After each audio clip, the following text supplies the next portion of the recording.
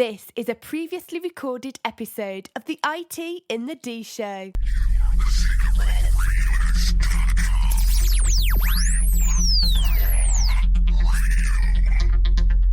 The following program is intended for mature audiences. This is Max Headroom, and what you're about to witness is one of the most sinister-sounding intros to a trailer to one of the greatest epics ever. Live from the Raw Radio X studios in downtown Detroit, this is the IT in the D Show. Alive! It's alive! It's alive! Clytus, I'm bored. What plaything can you offer me today? Dig, you IT geeks.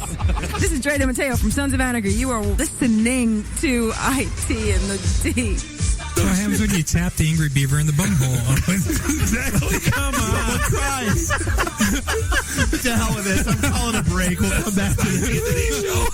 Just where do you guys think you are? The Library of Congress? Detroit? Beyond the sun? Any of those right? Hi, I'm Ernie Hudson, and you're listening to IT in the D. All you nerds out there. Nerds. What is a nerd? What's up, everybody? This is Billy Zapka. Sweep the leg. Listening to IT in the D Show. No mercy.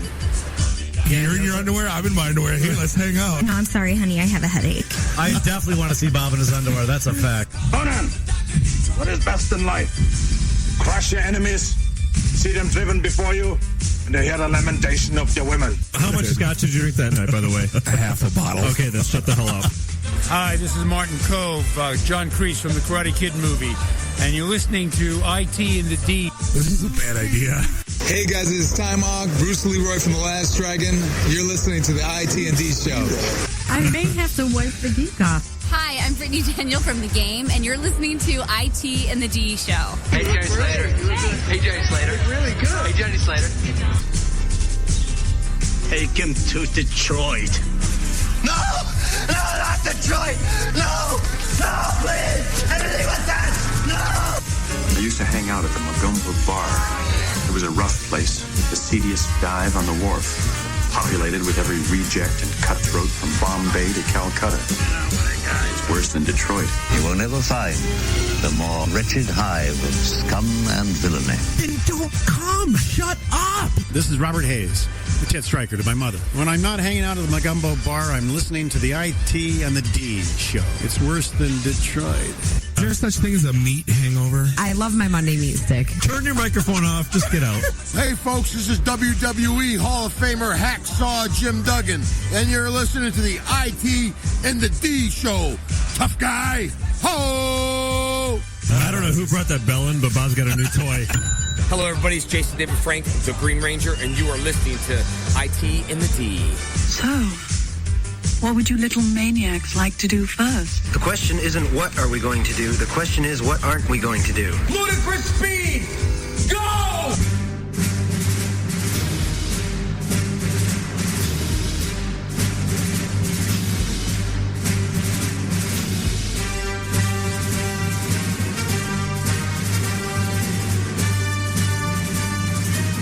It's Monday night. It's 9 o'clock. You know what that means? We are live. This is the IT in the D Show, often imitated, never duplicated. We are in, this is episode 61. We're sitting here in the Raw Radio X studios in the Russell Industrial Center in beautiful Midtown Detroit, Michigan.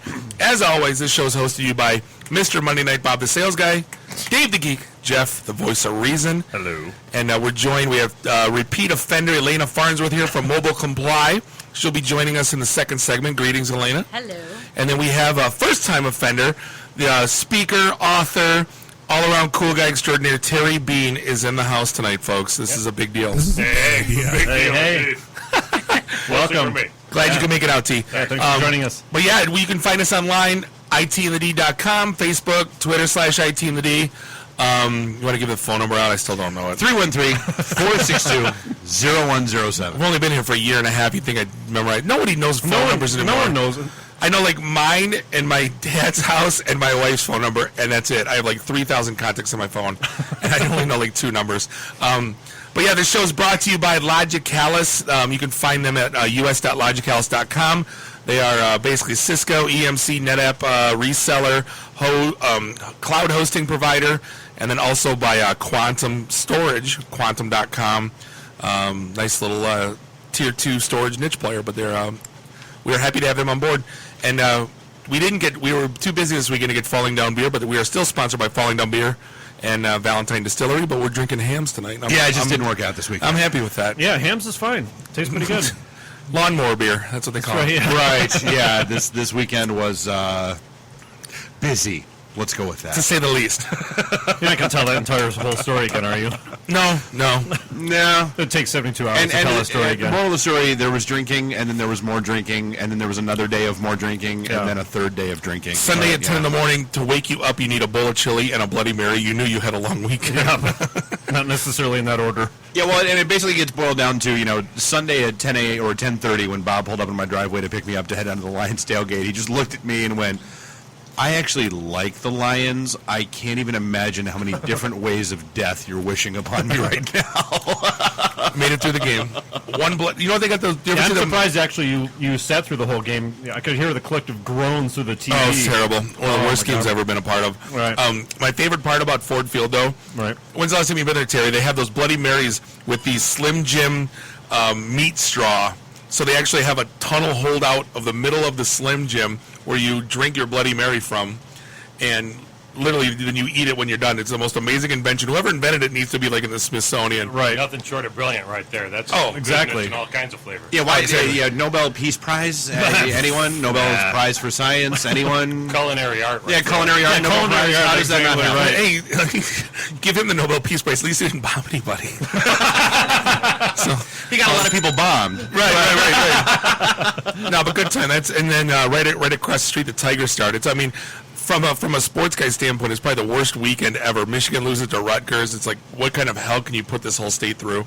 But did you guys catch the coach of Rutgers saying that they're a really good team at the end of it? Yeah. He said that with a straight face. Yeah.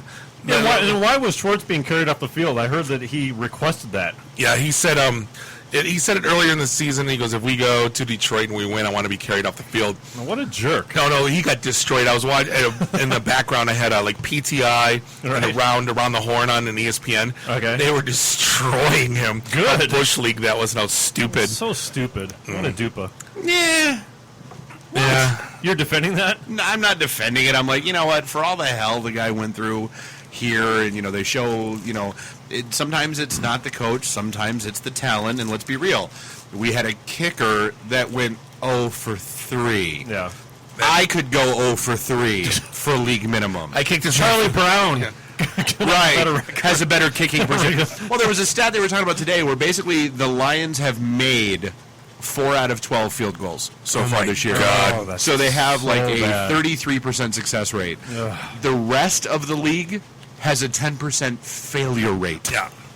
We got Prater and Feely coming in tomorrow. Not like anybody cares, but it should be. Just shaking your head. If you're talking about the Lions, I have to shake my head. Oh, yeah. We were there. It was painful. I'm like, are we off the air? Right. It was like, what happened? I came in to look for a pair of sunglasses, and then I heard you talking Lions and lost train of thought and got immediately depressed. Because you need to wear your sunglasses at night? No, because I just need to drink more when we're talking and I found what I was coming in here for. There you go. Yeah, but I'm like leaving with depression. And those are the sunglasses that Karen asked me if we had a female guest, and she handed those to me. Nice. No, the show before K-Up, Mike's Unhappy Hour. Yeah. So, yeah, one of his co-hosts left these. And nice. Well, now we know the lock words on the door. But it is karma. Last year we go to the Dallas game, and that's the one where they did that miraculous comeback with like 30 seconds ago. We left. Yeah. And we hear the cheering as we're walking away. So you learn your lesson. It was like, we're staying, and then it's like either way. You know. You can't win either way. You can't. Oh, well. Neither can the Lions. So what in the world is going on in the world of tech, Dave? Well, what we learned today is that there are apparently 7 rings to rule them all. I saw that article on ZDNet. That there are, basically they want to give 7 people key cards, each one containing essentially a fragment of the DNSSEC root zone for the entire internet. so that in case a man-made, catastrophe of some sort happens and the 11 root DNS servers go down and basically the core backbone goes down, if any 5 of those people get together, they in can, one spot, though. Okay, they can Voltron their cards. All right, so I have a couple questions here. Who's they? Oh, I want a card. Well, of course I want a card. Right. And then who determines who gets these cards? And where are all these servers at right now? Like, they're not all in the U.S. The 11 core servers? No. There are, I believe, if I recall correctly, there are 5 U.S.-based. All right, so this has got to be some sort of international... Do they sit in the naps? Yeah. Okay. So this has got to be some sort of international UN type of thing that's going to be passing out these, highly sought-after key cards that are control the whole interwebs, right? Which it's not going to be a U.S. thing. That doesn't make any sense. Well, but here's the thing: turn your key. Well, when everybody gets to talking about how the U.S. controls too much of the internet and they want to take, we invented it. Shut up. So yeah, it should be ours to control and run. And if you don't like it, get the off it. Build your own. But so are they going to announce who those people are? Because I could see hey, Jim Johnson in Chicago's got a key card, and he's going to... Well, it's like walking around with the nuclear football, right? That's what I'm saying. Somebody's going to knock him out. The first thing that comes to my mind is precious. Right. Well, you know that we'd be saying that if I carried one, I'd have it like a dog tag around my neck. Yeah. Absolutely. Neener. That guy's going to be like the king of neener. Everywhere. Well, that's why we would not be allowed to have one, because we would pull it out in every bar we were in. You know he's going to be like Farmer Ted. You cannot brandish that like you're brandishing a firearm. No, he's going to be like... This proves that I am one of the king of nerds. He's going to be like Farmer Ted in 16 Candles. He's going to charge the nerds $1. Then he's going to go into the bathroom, and then he's going to hold it up, show them the card, and show them the card, and they're going to go, "Give me the keys! Give me the keys!" Exactly. What year are you? Freshman? Give me $1. $2. That's totally what the guy... How could he not flaunt that neener it? Unless he's citing some... I can't see how that... No, nothing good will That's come one of the that. goofiest things I think I've ever read in the last 5 years. I'm pretty sure that nobody should ever know who the 7 are. Well, how does it... Okay, so hold on. Nobody should ever know where those servers are located. You mentioned a minute ago that it holds a fraction of the DNS sec, right? Yeah. And then assembled, it becomes Voltron. Uh-huh. There's 7 of them. But it becomes 7 of them. How does it only work with 5? I don't... obviously we don't know. Well, it's like an airplane with 4 engines. If, 3 of them go out, it can still technically be airborne for Cannot. I don't even know how that works. I understand how planes work. Let's not go there again. I stand corrected. I shouldn't have talked about it. If one engine works, it's going to go in circles in midair. I don't know what the hell's going on. Yeah, we lost the 2 left engines. How are we not flying in circles? It's not a helicopter, Bob. Don't get me started on helicopters. He's confused as to why those just don't go into space. Why do they not just keep going up? I keep bringing up bad analogies. Right. It's Bob. You really can't get very scientific with Bob. Good. But no, what else we have on the topic of goofy nonsense? So I don't know if you guys caught this one or not or read through it, but so Google got hit with a $100 million lawsuit again from an attorney out of L.A. for celebrities whose pictures got leaked because Google is not responding quickly fast enough to remove the cache. fappening pictures. Apparently, that attorney doesn't know how the internet works. Yeah, exactly. They need one of the 7 keys. Right. Yeah, they're out there. It's not going to go away. Well, and has that attorney heard of right-click save as? Right. Yeah, exactly. And then upload. That's like suing Samsung because there's a shitty TV station on. That's how far removed Google is from. That's like Congress trying to understand or explain the internet. They just don't get it. They don't understand They're it. All 90. What do you expect them to do? That's what all these lawyers. You kids and your clickety-clicks. There's too much consuming going on out there. Nice. No, so, it'll be interesting to see how that one plays out. Hopefully it'll get dismissed because, that's just stupid. We're probably going to get $10 million, and the attorney's going to be happy, and he can buy a vacation home. And well, yeah, because he'll get 6 of that. Exactly. Yeah. Just to get it to go away. Right. What a stupid. No, it'll roll around for a while, I'm sure. Well, but that's, and then I don't know if you were, again, just on that same topic, there was another round of leaks that came out, but apparently they're really starting to scrape the bottom of the barrel because it's like Nick Hogan, Hulk Hogan's son. What? His photos got released. Is he in jail? And apparently they're like, here's the weird part. I don't see those being at the top of the Reddit. No, but apparently there's some rather awkward photos of his mom. No, That's even worse. His phone. That's not true. No, that's impossible. Yeah, no, that was. And Winona Ryder. I can see that. When 20 years ago, I needed to see Winona Ryder. That's like That's fine. It'll always be 1987. It's like Kim Basinger now. No. Or Kelly LeBron. No. Yeah, Weird Science. Yeah, now. No. Yeah, not after whatever Steven Seagal did to you that made that happen. No, there's multiple drugs that did that. Yeah. Just keep that crap off your phone. How often So can we speaking say of that? suing, the last link I sent you guys today, somebody got served through Facebook. That's actually a we thing actually, now. like I said, we brought that up a couple weeks ago. I don't remember. It was when the story broke. I don't remember talking about that. Yeah, somebody got served papers through Facebook because the guy. How is that even legal? Because his wife wouldn't answer the phone, or his soon-to-be ex-wife wouldn't answer the phone, wouldn't come to the door, wouldn't do anything, but he could read receipt thanks to Facebook Messenger. So he and the judge upheld it. Now, if you want to hate through Facebook, if you want to hate Facebook Messenger, that's the one you hate. Is the scene, and they don't respond. And you're like, you some bitch, you read it. And I know you read it. Exactly. Scene right there. Exactly. It's not like getting mad at somebody. Remember, because you can't turn that off either on Facebook Messenger. No, when beepers came out, dude, I didn't get the voicemail. Dude, I didn't get the page. I didn't get the message. I didn't get your email. I was out of cell service. Yeah. When beepers came on, you didn't call back in 20 minutes. It was like you committed a felony. You know, and like now, because remember I reached out to somebody through Facebook Messenger, and they're like, I know they saw it, and those guys didn't respond. I'm like, you gotta be kidding me. Yeah, because I think that's where you're rating that person's life. Oh, totally. Just to say no. Yeah. You know what I mean? Yeah. Don't have time now. Get back to you later. What's the acceptable response time on that? You got what? 6 minutes? No, 30 seconds. 30 seconds. It says scene. If you've seen it, now. I want a K. I want a thumbs up. K. I want a something. No apostrophe K. Acknowledge my existence. Affirmation.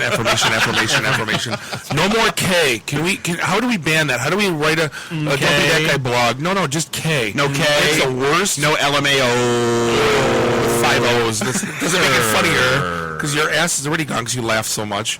No more K. Maybe it's laugh my ass off on. Maybe that's how funny it is. Wow. Oh, wow. Then you got to count them out to make sure that it's on at the end. That's too much work. How big is your ass?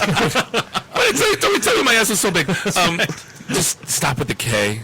It's my plead for help. Have begging to abbreviate OK. Yeah, the OK is too much. Dave, now you know what you and I need to do. Everything I send him ever is going to be K. Make K T-shirts. You guys suck. I hate you. I'm going to be Men in Black. I'm going to be Agent K.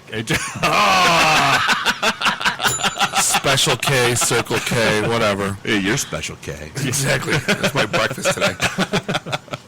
But on the Facebook Messenger front, the other story that broke that was kind of interesting is the folks in Europe that took screenshots of the not yet activated feature in the U.S. where you can send money via Facebook Messenger. What? Because that's not going to be a problem. Since when? Wait, Bitcoin or no money? How? But that's not a Stripe type. You know how you go, you know how you can attach a payment method to Facebook if you want to buy ads and that kind of stuff. You'll be able to use that through your Facebook. Hey Bob, you know what? Remember how you owe me $50 from whatever? Oh, here I'll Facebook Messenger. So the next time you see an unlocked smartphone on the bar table, you're going to drain somebody's bank account. Dude, what's your password, Bill? 1, 2, 3, 4. What is it now? 4, 3, 2, 1. Right. It's probably just 1, 2, 3, 4, 5. Now let's be clear. Yeah. Damn them! That's the same password I have on my luggage. Exactly. Yeah, exactly. Thank you. But yes, I mean I don't know how I feel about Facebook. Nothing good. Nothing good. So here's what's funny. You mentioned the whole backlash over Facebook Messenger, right? And then an article just came out that the top 10 flashlight apps. Everyone's got a flashlight app on their phone, right? Right. Yeah. That those have their permissions. Full permission. Full everything. What was the one that was egregious? They wanted access to your contacts, every piece your of photos, data your location data, everything. I mean, it was the most intrusive. It was worse than Flappy Birds in terms of intrusiveness. Yeah, it's from a goofy Facebook app I use when I drop my keys and I don't feel like turning the lights on. I mean, obviously this is an Android thing, but I don't get it. Was it intentionally being malicious, or are they intentionally? That was the intent. The whole point was it's not about the app itself; it's about the collection of data that they can use So that being said, is that not criminal? You sign a T's and C's. Is it criminal? You agree to let it have access and permissions to whatever it wanted. I mean, and that's why I've uninstalled stuff. Like, I mean, I haven't installed stuff. I'll look at it and say, yeah, there's no reason that you need to have access to my call log. Yeah, exactly. You're a flashlight. No. No. And there's no way you can not opt into that. Yeah, but I need my flashlight now. You then find one that doesn't do that. Here's an idea. Why don't you just go to Ace Hardware and buy a flashlight? You got to carry it around. It's stupid. This one's built into my phone, man. But speaking of spyware and malware, I thought it was interesting. They released. Somebody found out that if you're a advanced tester for the new Windows 10 platform that's what coming happened to out. 9? Yeah, what happened to 9? Well, no, 9's already in progress. Yeah. It's no in German. It wouldn't work. It's like the Chevy Nova. Well, actually, it's the no-go in Mexico. Yeah, I read a story about why they ditched 9 because all in the source code, it was like doing a search for it. It kept pulling up Windows 95, Windows 98, and it was all still within the source code. No surprise. Yeah. Well, I saw the raccoon I think meme. Microsoft can't count. They went from the Xbox 360 to the Xbox One. They're going from Windows 8 to Windows 10. Right. They just can't count. No, I saw They just don't odd numbers. The raccoon meme was like, you bought Windows 8, we'll give you a free upgrade to Windows 9. We're changing it to 10. Like, no, we'd have to. No upgrade for you. No, exactly. But no, so if you're like an early adopter and one of the folks that are doing the previews and that kind of stuff, and you install on your system, it comes loaded with a keylogger. Kiss my ass. So that they can, and it was like a security firm released it out that, hey, no. So they audited the code and said, they rose the red flag and said, wait a minute. Yeah. Where does said keylogs go? Back to Microsoft, because they want to know how you're using it and where you're clicking and what you're typing and what you're doing and And we're going to Linux. And KDE and GNOME for everyone, yeah. Right. Well, corporate IT departments will love that. Yeah. Didn't 8 just come out? Oh, well, and they've already said, it won't be in the release that actually gets out in, the production release. This is for the, while we're doing the testing, we want to make sure we, are able to analyze how users are using. Hey, you're a beta tester. You're a beta tester. Everyone's a beta tester. Right. Well, 8 never got adopted. I don't always test code, but when I do, it's in production. But 8 never got adopted in corporate. That was basically used. That was the Xbox GUI and phones. Right, it was a phone and Xbox GUI and tablet GUI. It had nothing to do with computing, and everyone. Well, hell, Chrysler just now upgraded to what was it, 7 or Vista? What came after Vista? Is there a 7? Well, there was a 7. I lose track. I mean, they just upgraded from XP to whatever was after Vista. It's ridiculous. They're so behind the curve in corporate IT. It wouldn't surprise me at all. You don't need it. Totally It's going to be running regular old X. It doesn't matter. Yeah, exactly. Everyone's just surfing the web anyway. Does it still work? Yes. Exactly. Shut up. Can I email and print crap? Yeah, then that's all you. That's all I need. Everyone just uses the Internet Explorer to download Chrome anyway. Right. Well, I mean, that was why do I need? What does Office 2013 do that Office 2003 didn't? Nothing. Really? Nothing. What does 2003 do that TextPad doesn't? What? Pretty graphs and charts and stuff. Yeah, how often you use that? A little bit every now and then. Does WordPerfect still exist? Yeah. Corel still has that out there. Who downloads that? Is that open source now? Canadians. Low morals. Corel's Canadian. Yeah. You wouldn't know her. She lives in Niagara Falls. See, have you played with Google Docs much? So awesome. What's your take? Love it. I try to use it, and I'm trying to raise my kids on Google Docs. Yeah. You're trying to raise your kids on Google Docs. I am. And I keep getting in, how does this work? And I'm like, all right. And I have to dive in. You have to actually learn it? I have to learn it. Hold on, let me call Dave. No, I haven't. When's the last time I called you for tech support? Yeah, don't lie. It's been a lot. Yeah, 2 exactly. weeks? No, for tech support, no. I knew you'd make up garbage.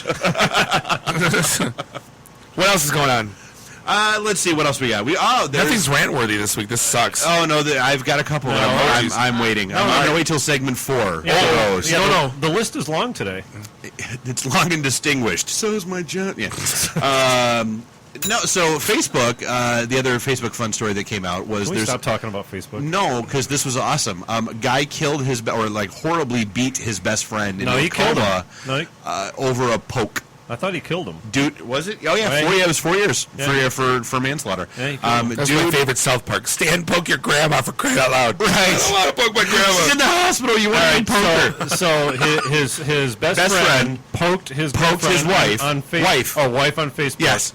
And he beat the hell out of him and killed him. Yes, apparently they were out drinking, which, as we all know, causes issues. But didn't you make a prediction like back in 1999 that all these reality shows would end when somebody would commit a murder? I think it's opposite. I think they would double down. That'll be the highest rated episode. Oh, yeah. It would increase his rating. Next week, Jim dies. Tune in to find out. And that they will get it worked for South Park when Kenny died. It worked for Family it Guy worked when for Brian died. It would be rated higher than the Super Bowl if someone on Big Brother got his head cut off. People would not want to watch anything else in the world. So did this guy turn himself in? Yeah. All right. So he's like, I realized, oh crap, I should have laid that last punch. It knocked him unconscious. But poke. But a poke. Over a poke. Does anyone still do that? Yeah. Is it even a button? Oh, no, it's still there. It is not. It's still there. For crying out loud. I want to throw sheep. Can we still throw sheep? That's what's important. No, that's way dead, I think. Come on, dude. You can poke but no sheep throwing? No, that was actually... I don't even know how you do it. What was sheep throwing? Yeah, what is sheep throwing? That was actually I don't even from know what that the is. Big Bang Theory. That was one of the ironies of that episode is by the time they talked about that on that episode, that feature was no longer there. What the hell? You can Where tell did what it you got on originate? Facebook. What the hell is that? I don't even know what that is. Facebook? No, yeah, Facebook. Yeah, what did Facebook? A long time ago. Once upon a time. Drop In the 90s. Can you just do The poke. colon, poop, colon, and a piece of poop shows up? Can you still do that? Yeah. Still has its short codes. All right. No, I mean, it's the whole concept. Well, is so because you have to stupid. understand the whole concept of Facebook originally was Zuckerberg wanted Was to build Match.com a new for hot or content. not. Yeah. That was the shtick. So it was the let him pull your pigtails, poke. That's all that was. That worked. Got it. Immature geeks is essentially what Stan, it is. poke your grandma. Poker, I don't even know her. Right. All right. We coming up on a break? We are. We're gonna have really fast. Elena Farnsworth back from Mobile Comply. Happy fun time here at the IT show. I hate happy fun time. Why? I like it. It sounds like we're a Japanese game show. No, just I'm gonna stop it. That way I'm going to say it forever. It looks like one in here. We'll be right back. This is the IT show. IT in the D. Read, meet, listen. Networking Detroit, one beer at a time. This is a previously recorded episode of the IT in the D show. Fancy Sparkle catch. firecracker. We are back, segment 2, episode 61. This is the IT in the D show. We are the IT in the D show. You are not. You are not. We're sitting here in the Raw Radio X studios in the Russell Industrial Center, beautiful Midtown, Detroit, Michigan. This is Bob the Sales Guy here with David Geek, Jeff the Voice of Reason. Catch us online, itinthed.com, Twitter, Facebook. All of the things IT in the Anybody twittering us? It is today? all IT. No, it's actually been kind of quiet. Ian, where are you, man? You used to be What in MST. the world? I think we weren't responding to him live, so you got fed up with us. Story of our lives. So we are joined by a second-time offender, rock star, the CEO of Mobile Comply, Miss Elena Farnsworth. I appreciate you coming down and enjoying Putting up with us again. Yeah, exactly. Putting up I with enjoy the torture. pre-show bar talk and It's all like the only time all week where she has to really be careful on what she says because it's gonna get spun into something filthy. I've been quiet. It's like a South Park episode every day with all of us. We don't care. No, there's no filter whatsoever. None. So what's new in the world of Mobile Comply? You have been blowing up and growing. Yeah. It's the industry. It's the mobile industry. It's what it's doing. With all the new stuff coming out. You're fine. Just ignore it. Don't worry about it. So last time I was here, I think I just launched the CompTIA. Yeah, you Mobility Plus cert. Yep. You just launched. How is that? Is CompTIA picked up on that? What's the adoption rate right now in Mobility Plus? Yeah, it's actually going well. CompTIA just started last year in November. We launched it with them, and they've gotten a lot of traction over the last few months. Lots of people that are really interested in getting into everything mobile. So it's not just about it's the mobile phone, it's security, it's domain. It's really taken off. Yeah, because we had to talk last time. It's not just Android, iOS apps. It's actual wireless communications. It's 802.11. It's everything that encompasses mobility. So it's not not only that, but I mean it's also the fun, new, and exciting world of the connected vehicle, which is one of our favorite topics. It's the foundation. That's the big thing. So what we lacked last year was anything that was certified as mobile. So a lot of the colleges, a lot of universities, they had not taken any type of movement toward, hey, let's train these people. So Mobility Plus is really the first, which leads into everything mobile, which is connected vehicle, which is which still, I'm not going to lie, scares the ever-living hell. Well, it's a new field, so you need some sort of program to train the trainer, right? I mean, you can't have people go through a program where the instructors. Well, so you think about it this way. So mobility itself, which is what we were just talking about, is all about connectivity. It's about the device itself. So you got a big hunk of metal, right? And it connects to the internet through connectivity, but it also has software and security. And that right now we call a phone. Right. Or we call iPad, whatever the case may be. So take it again, one step farther. We've got a big hunk of metal with software, connectivity, and it's called a car. Right. So if you put all the components into the same type of framework, it's the same concept steps, just a little bit different. It becomes scary. Yeah, so he's going 90 miles an hour on 696. Yeah, because Chevrolet just announced. So basically, it's Bob driving. No, but Chevrolet just has those commercials out about the 4G LTE being embedded in the Chevrolets, right. Which is great if you have Google Maps and like Waze, to update traffic. But I can't see it like Twitter, Facebook, social media. Like, I don't want that in the car. Like. But your kids do. But yeah, kids do. Yeah, I mean that's like. I think way too much bad can come of the little bit of good. Right. Keeping my kids shut versus that guy watching YouTube videos. So here's a first world problem. So like the little screen folds down for the back seat for the kids to watch movies or whatever, and play the DVD movie of a SpongeBob or whatever it is. Well, they're like, well, why can't we watch Netflix on that? Right. It's like, spoiled little brats. Seriously, I mean, that's actually it doesn't work that way. It doesn't work that way. Well, but that's the nice part about the TiVo desktop app is if you try to preload it, but even then, still it's what you loaded, not whatever they want to have access to. Daddy, getting back to this whole connected thing, though. I mean, that's a logical next step, right? I mean, all these cars are going to be Wi-Fi enabled. They have to be connected somehow. Well, right. So you think about the people that actually have the connectivity already, which they're the people that have the Lexus and the BMWs and the higher end cars.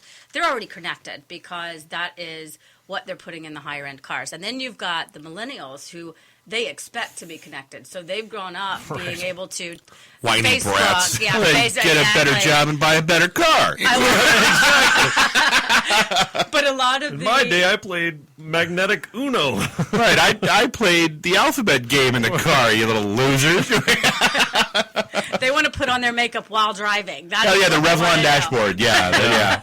That'll go over well. So there is a big gap, but the point is it's happening. So you can't stop it. You have to either figure it out in the right way, or you have to understand what's going to happen. Right. And the cars will be driving themselves. You hear about the autonomous car a lot. That scares me. But the connected car has to come before the autonomous car because the connected car is what makes you safer. I would give anything if tomorrow I could just get on the highway and just close my eyes or read a book, and then I wake up and it's Chicago. You can do that now. It's called a train. I'm going to take Amtrak.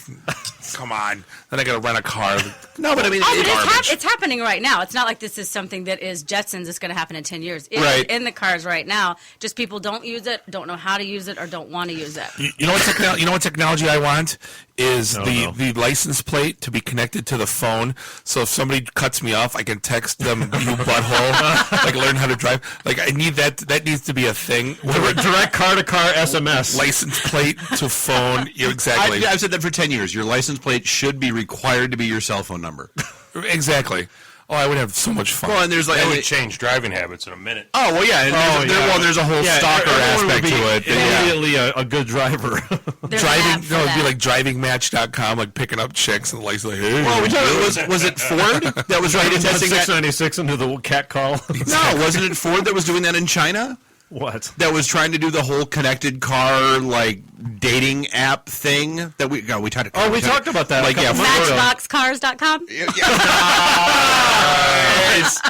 I had to get it out. Nice. But I get the whole, your car, the other person, you're attracted, trading glances, and then they had a whole, like, very stalkerish, insane commercial that went along with it. But yeah, weird. But I've always said, like, Audi has, our vehicles make 4,000 decisions every second. I will never buy an Audi. Because I know programmers. And I know QA testers. Like, that's the part that scares me. And we were kind of talking about that a little bit, where it comes down to responsibility and liability. I mean, that's always the biggest issue. Like, the car is going to have to be programmed to make decisions. Well, it's like you saying, I don't want to seatbelts. We talked about this earlier. Right. People that didn't have seatbelts back then, I don't want to be strapped into a car. But you know what? It was safer, and this is safer. So it's also those people who, hey, back when the cars were even invented, I don't want to go into something that's going to drive 30 miles an hour, 50 miles an hour, 100 miles an hour. That's too scary. But the realistic viewpoint is it's coming. Right. So it's not... It's being able to know what is good about it, and then being able to make the decisions and figuring out how to do it in the right way. So your company, in addition to being involved with all the technology, are you providing input or analysis or recommendations on how to implement this from, like, the software side of it, like all the convincing people to use this, like your example with the seatbelts?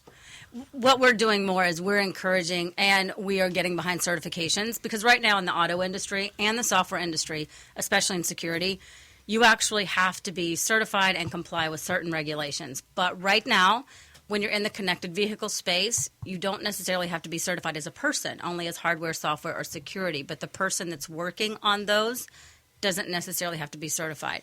So what we advise on and what we are really supporting is making sure that the people that are working on all these parts are certified to know how they all work together. So how soon before the insurance companies catch up to this? Not just catch up to it, but want the data, want your average speed, my Allstate provider already has that. I have the little plug-in telematics thing plugged into my Taurus. They're already asking for it now. I can actually. This is how democracy dies. Why would you? It's to save $10. It's part of a test program to save money. Absolutely. Oh, but think about the bigger picture, though. When accidents stop happening because it's a safer way to drive, I'll tell you what one are the thing. insurance companies going to do then? So if the accidents are decreasing, I'll tell you one thing. Raise your rates. I'm all about raising the red flag about Big Brother, but this was an interesting thing because just from the tech in me, the geek in me is like, this is fascinating because I'll be able to go to a website, look at all my historical driving records, and actually, like when you're driving on the freeway and your speedometer hits that 80 mile an hour mark, it gives you a moment of pause because you know that there's tracking you for your speed, and the higher you go. Do you have a cell phone? Ever. Yes. I mean, your cars are. I don't want my car to pause. That was the best. So Sunday we're downtown, and he fired up Google to go search for something. And he was like, "Wait a minute, why does Google?" Because it loaded his home screen. He's like, "Why does Google know where my car's parked?" I'm like, because you had it synced to your car via Bluetooth. Yeah, and the Google Now page it had a circular on where my car is. I go. It freaked me out. Haven't you seen the comic strip where there's everyone in the coffee shop and they all have their cell phones and they say, "Oh, have you heard Big Brother has cameras in here?" Yeah. Okay.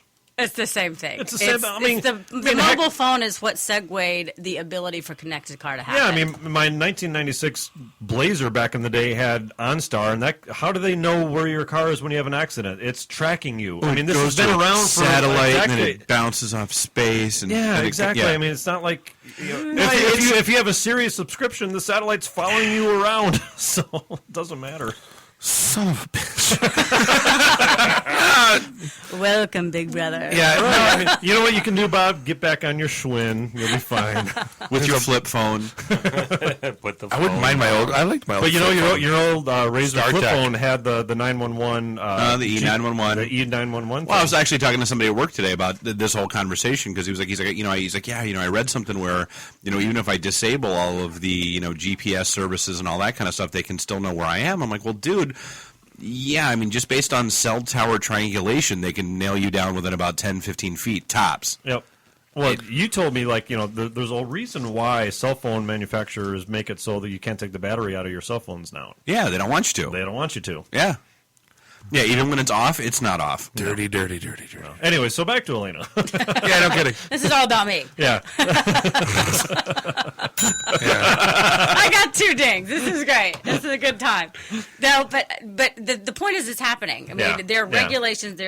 NHTSA has already said, that's the National Highway Safety Administration, has already said it makes the world safer. So it's happening. So what happens in the police industry when self-driving cars are everywhere and the speeding ticket industry, which is an $8 billion a year industry, goes away? DUI industry. The DUI industry. Like, do you get still, there's a lot of still of unsaid and things that need Call to be... the insurance industry. I don't know. No, but it brings up a good point though for discussion that $8 billion gets pulled out of the police fund. But there's other funds that are replaced. So one of the things that that are business models exist of how you can actually capitalize on when you're driving from place to place. If you're in specific areas where you're perhaps, I'm just using one model, where you're only taxed for the area that you're driving in. For other models, there are equally as many models that aren't being capitalized on right now for countries and states and cities as there are that they will lose from tickets because it's much more accurate. You're going to get taxed by the mile. That's kind of like what I was getting at before with my other question about educating all these other industries that are related. So how much is it on your industry, or I mean not your kind? I know it's not your business specifically, but educating the insurance companies or the law enforcement or the government agencies? I know you're working with the governments, but so they're not playing catch up. So they're not behind the 8 ball, so to speak. What we found is the IT industry has a very specific purpose. It's security, it's software. There's also hardware. Then the auto companies have very specific, as well as the insurance and so on. Many of the industries. We're working with the Connected Vehicle Trade Association and SAE to come up with a certification that launches next year. So it set a foundational premise that says, what are all these things that work together? What are the communication vehicles that you need to know about? What are the hardware? What are the protocols? What are the policies that you need to be aware of? What is the software? All of those things that are combined. What is that foundational level so everybody gets on the same page? Because right now, everybody's not talking about the same page. Up to the individual industries to pay attention to that new certification, that new thing that's on the horizon. And not only that, I mean, we've all been through automotives before. Right. How do you get something through a GM, a Chrysler, a Ford, so that by the time it's out there, it's not 5 years out of date? That is a challenge, but software. Because if you think about what is really able to change the most, so how many people buy a car every year? How many? I mean, how many people? Maybe executives of the big companies that we're talking about. They're leasing. They're the only ones. But I get your point. So can you actually change out all the hardware in a car every 5 years? No, but you can change software. Like at Chrysler, they're you're IT guys. They're swapping out the in-dash touchscreen things. I mean, that's like a 5-year-old program. So they're already talking about the 2020s. And they have to support 10 years back because they don't know how many cars are out, or they know how many cars are out there that they need to support with all the old versions of the software. Well, they either choose or don't have the ability to upgrade. Right, and there's an evolution that is taking place, even though it's a little slower than what we know as software. When Google started making the first car, that changed the industry. So when we started having autonomous cars that were produced by a software company, let's just do the math, what that did to the industry. Well, we talk about that all the time, and it had one accident, and that was because of human error. It hit a donkey. No, that one's funny actually. Do you ever see that before? I did not. It's like a Google car. A Google car hit a donkey. Kept on going. There's a GIF file floating around where you see it. Donkey in front of car. Donkey right in front of car. Donkey in a crumpled mess behind car. Good thing it didn't have an attorney. Right. He was an ass. I'm just gonna die. Where's my fruit? Right. But I mean, that's like I said. I mean, that's the part that and I get it. I mean, and it's how do you?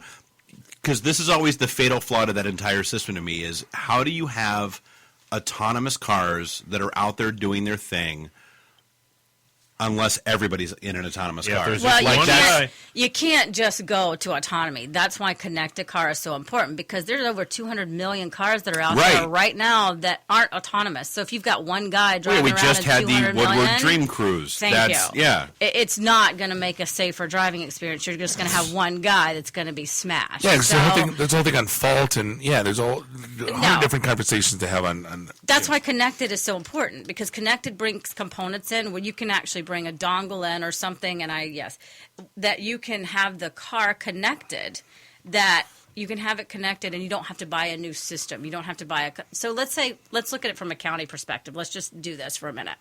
If you want a county to be able to have a safer and connected fleet, they're not going to buy 20 or 50 new trucks, but they can have connectivity components by bringing in a dongle that does speak to the car's internal telematics and infotainment so that they can have that safer driving experience.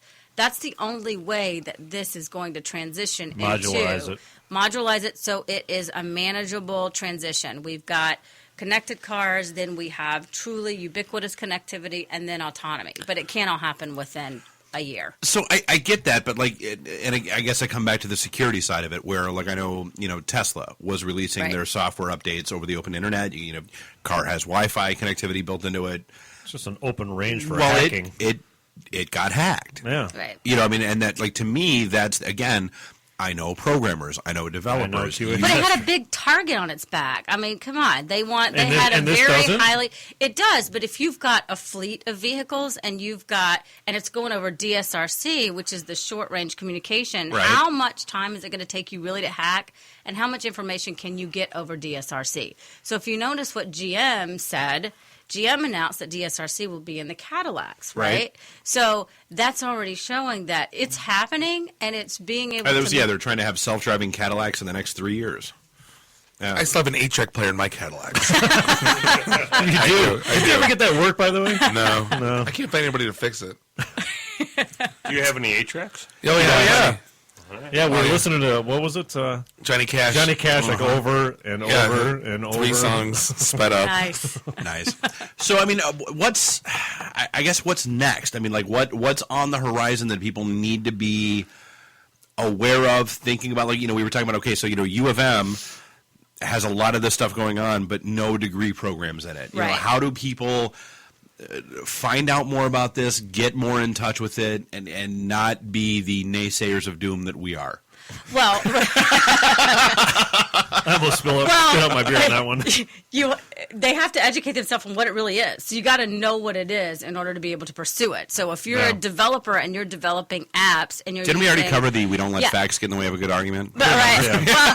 Well, so who's an iOS developer? I mean, we've got CarPlay, we've just got Android Auto that came out. All of this is segueing because they've changed the way everything is being developed to go into the car. So you can either sit back and wait for it, or you can proactively figure out what it is you need to do to be a part of it. And if you want to be able to integrate into the auto, you have to be able to understand all the components. So that's an interesting thing. So you said the CarPlay, the Android version, whatever it is. Chrysler's got their own proprietary thing, as does GM and Ford, etc. Mine's got the MySync, which is a Microsoft thing. Right. Is the idea to standardize that somehow across all manufacturers, or is the idea to, like you said, let's not go crazy? No. Yeah, right. Or to from the software side of things, plug into whatever manufacturer has for their UI. Right. Well, I mean, you look at whether it's Windows, Linux, Unix, whatever. They all still talk over TCP/IP. Yeah. They all still talk over basic networking protocols. Let's create the auto. I get that, but she's talking the hardware and software. And but again, there are standards already that are there, and there are hardware. But the standards are for behind the scenes, not what the user touches, not what I touch on the screen.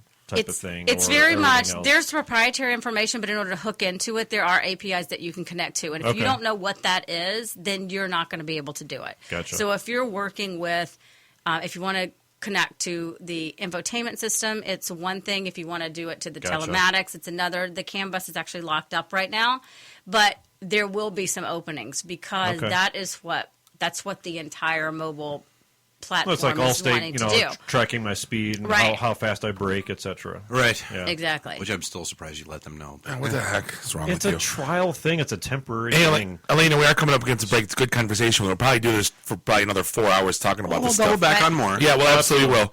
But how do people find you right now?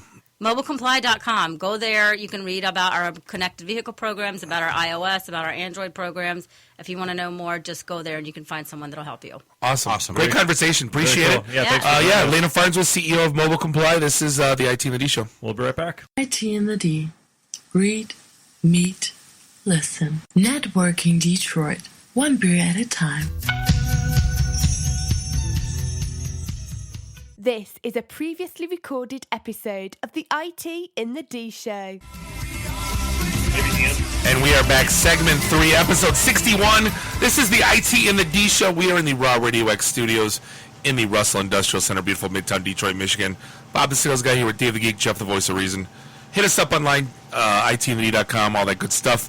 This show is sponsored by Logicalis and Quantum, us.logicalis.com and quantum.com. Give them a look-see. Great folks. And Logicalis is hiring like crazy. If you're looking for a job in IT right now.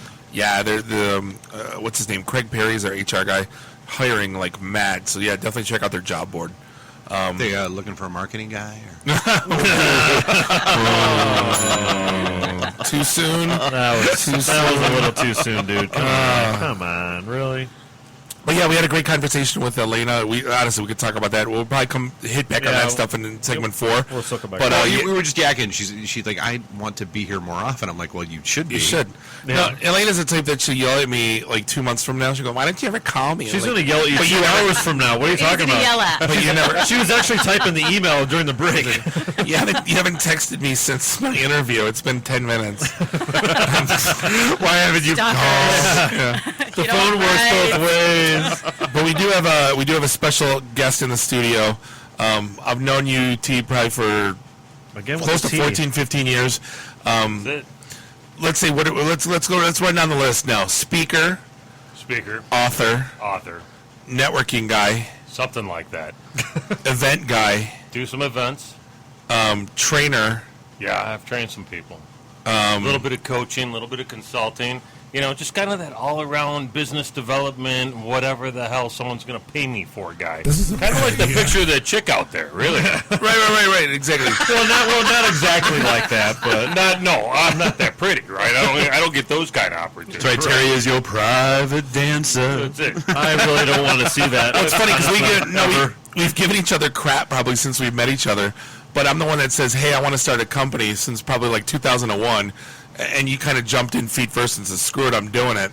And you know, along the way, you're kind of just doing your thing, and you're everywhere.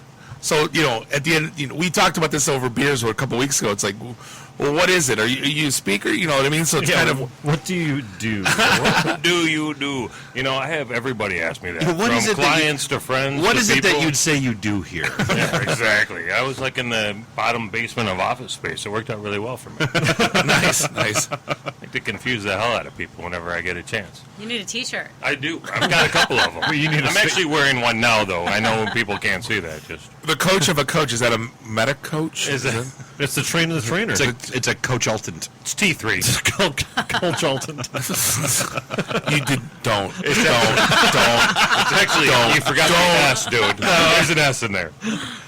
Coach Salton. Suck coachaltant? If that ever sees the light of day, I'm killing you both. Note to self: never play word games with this group. No. You have to get up pretty early in the morning to keep up with the wit. So what have you been up to? You're one of the curators or whatever designers of TEDxDetroit. How did you say curate? Didn't we ban it? Isn't that no? You just got done. Synergy. Oh, Matt. It's curation. I got a text. Yes, it's too soon, you dick. Sorry, Matt. We love you, Matt. That was a capital D, right? Yeah. Let me dive into TEDx because obviously those videos they go around, they're viral, they're great, and it's a feel good. And one of my buddies was a speaker and he did a good job.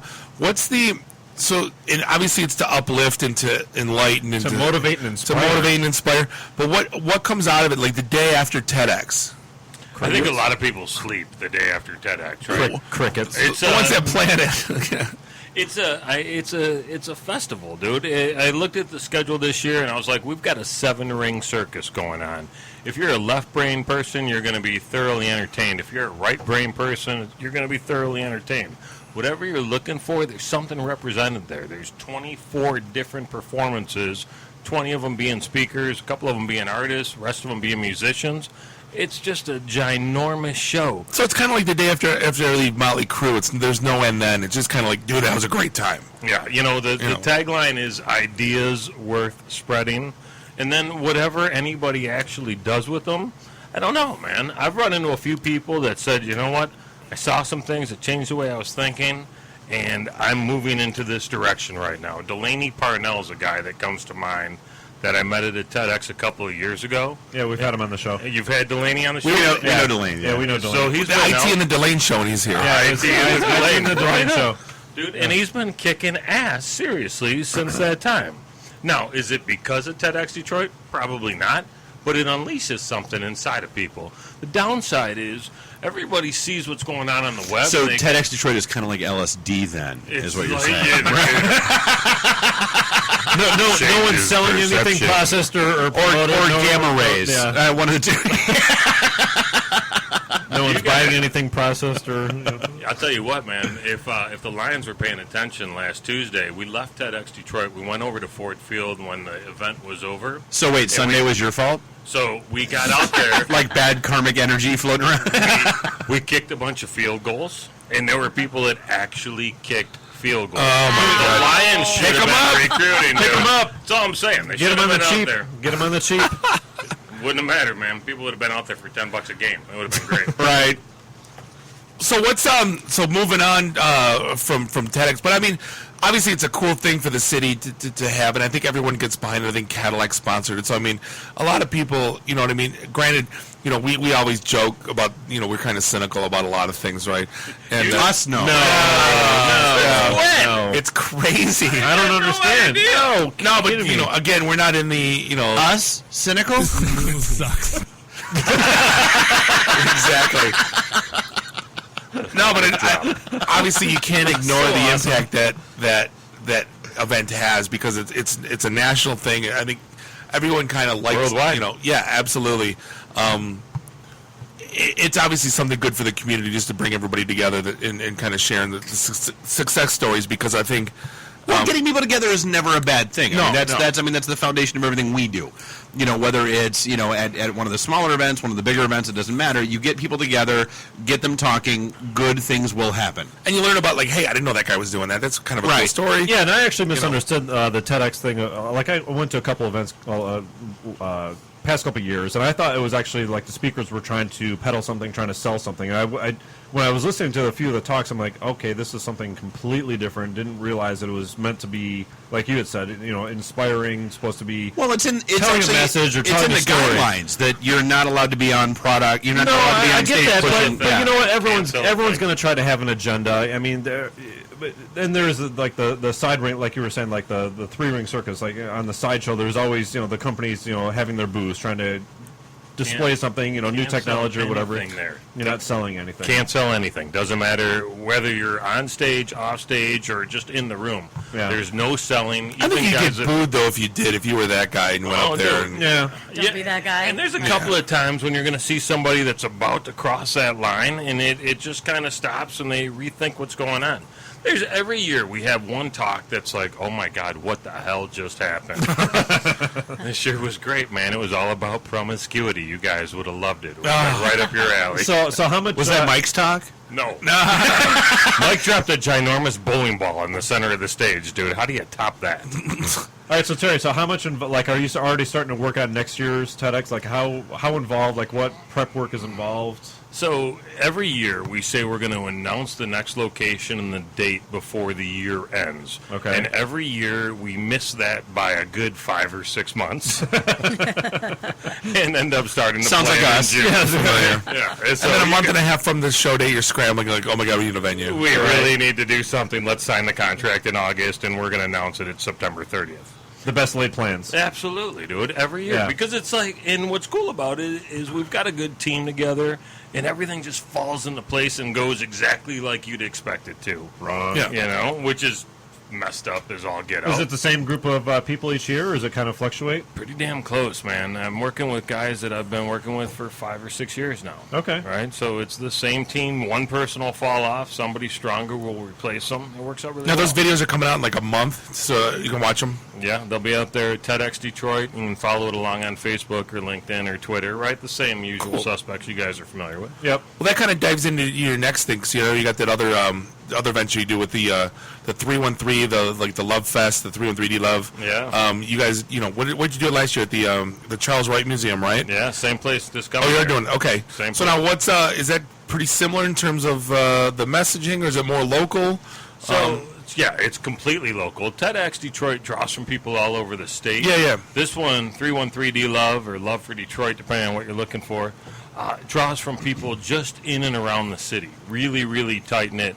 So if TEDx is about ideas we're spreading, 313Dlove is about actions we're spreading. So we're looking for people that are doing fantastic things day in, day out here in this area, and really asking the question, you could be anywhere. Why do you continue to do this here?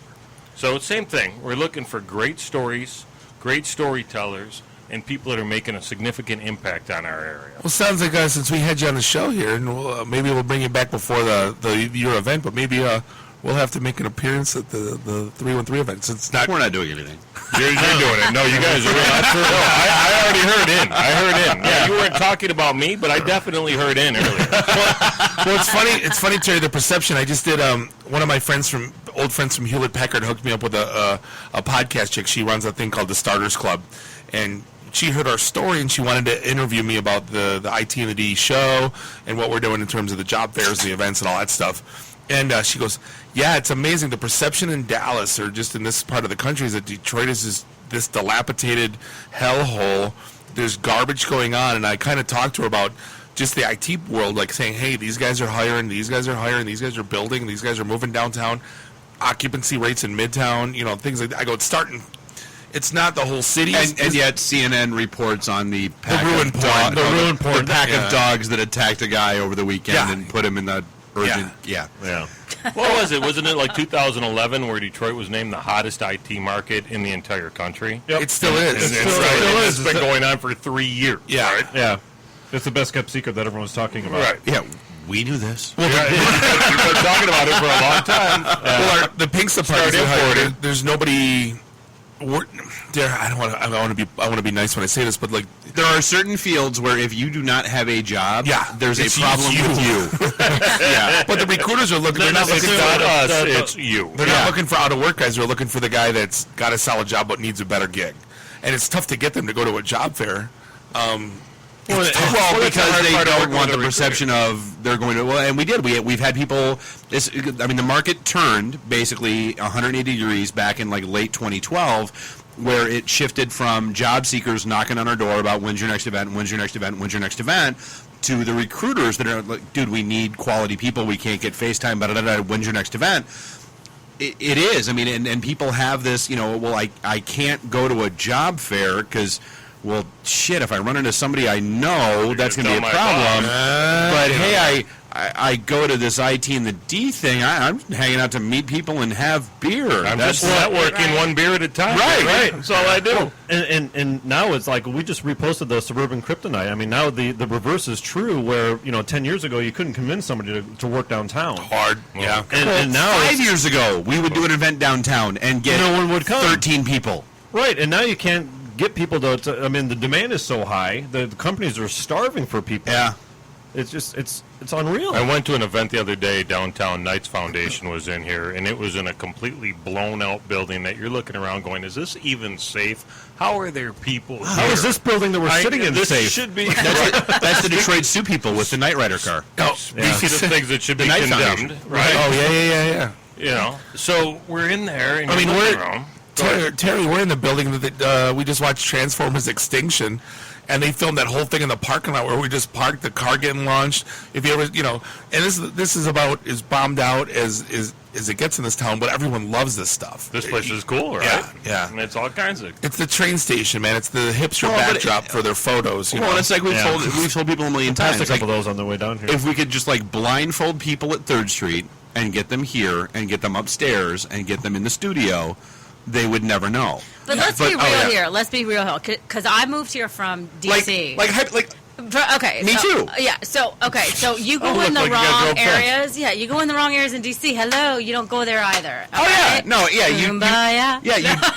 I lived at 1310 C Street in Southeast. Exactly. I lived in. You go to 1310 C Street Southwest. It's in the It's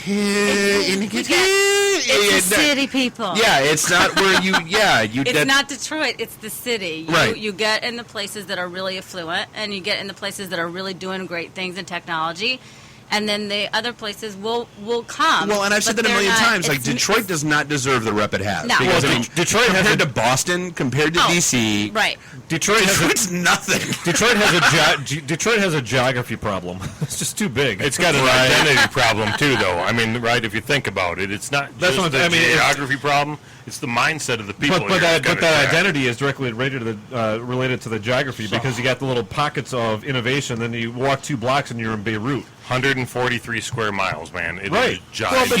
But dude, New York's like that. You got, hey, good block, bad block. Okay, great block, crack block. I mean, that's. But bringing it all back to what your event, though, seriously, it's getting the right people talking about the right things in the right places, and then that will grow into where it should be. Well, I think Detroiters are almost like a Yelp persona, where it's either a 1 or a 5. There's no in between. You have the people like mezzanine. No, you read it all the time. Where if you say one thing bad, oh my God, they said something bad about Detroit. How dare they? Well, it's kind of true. Then you have the other people that are complete naysayers that see nothing good. Yes, can you do that? Bender of the Breakfast Club. I'm being honest, asshole. I expect you to know the difference. Right. 4 years ago, that was common conversation, right? And the bandwagon had plenty of room. Yeah. And now that thing's so full, dude, there's like 17 of them driving up and down Woodward Avenue. Yeah, you right. couldn't possibly get a seat on. So what's the range of topics? What's the type of people you have there? Entrepreneurs, business leaders, kind of a mix? A little bit of mix, right? So we're going to have an educator. We're going to have a guy that's running a pretty successful show about medicine around here. We're going to have somebody that's telling really cool stories out at the Wright Museum every Friday night. It's a lady named Satori Shakur. If you ever get a chance, man, Twisted Storytellers, the 3rd Friday night at the Charles Wright Museum. Seriously, seriously awesome. Oh, that sounds like there should be alcohol involved. Is there alcohol involved? There is alcohol involved. It's like the Drunken Historical... Drunken Historical Society. Twisted storytelling. I mean, Twisted. Right. You're twisting something one way or the other, right? I'm sorry, 420, what's up? Oops. Sorry, talking about IT guys. Because no IT guy ever did drugs ever. No, but so like us, so we're talking with the Majestic about our next event, and honestly, we did our first event on 313 a couple years ago when we moved downtown to St. Andrews, and we're actually shying away from 313 this year just because it's a Friday. In 2015 it's a Friday. Yeah, we don't really want to do an event at 5 o'clock on a Friday night. It would just confuse people. We're 3rd Thursday. It's not going to change. Yeah. Right, so in 2012, I put together a little 313Dlove Twitter campaign that trended worldwide, and it was the idea of sharing things that people love about Detroit.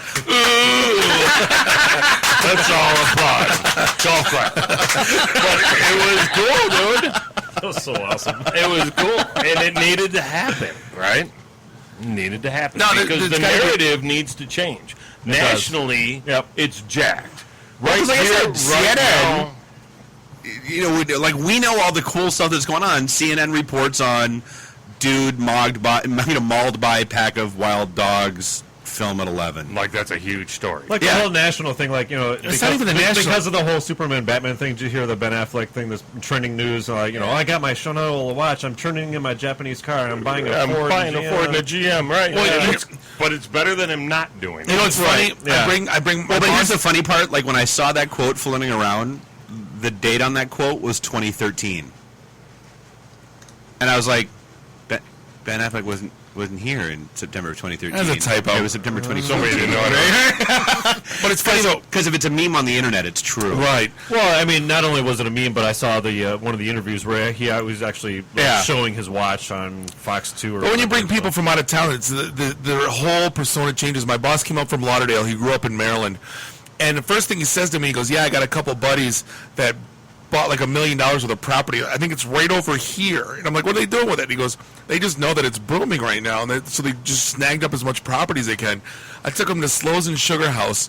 Hasn't stopped talking about it since, right? And he's Lauderdale, Beachfront Avenue. You know what I mean? It's like gorgeous there. A1. Is that where and he's talking about. He took him to Sugar House, and he's talking about the booze we drank at Sugar House. But you also took him over to where? The train station. You said. Oh yeah, no, Slows. It's across the street. You can see it from the door. You've got to balance it out. I mean, and that's the part of the narrative that's missing. Is it's everybody loves. From a and I think that's the balance that's missing. Is everybody local seems to only ever want to focus on the positive. Like you're not allowed to say anything that even remotely sniffs of bad anymore, because then you're like a traitor to the cause. You're a naysayer. Whereas on a national level, they only ever focus on the bad.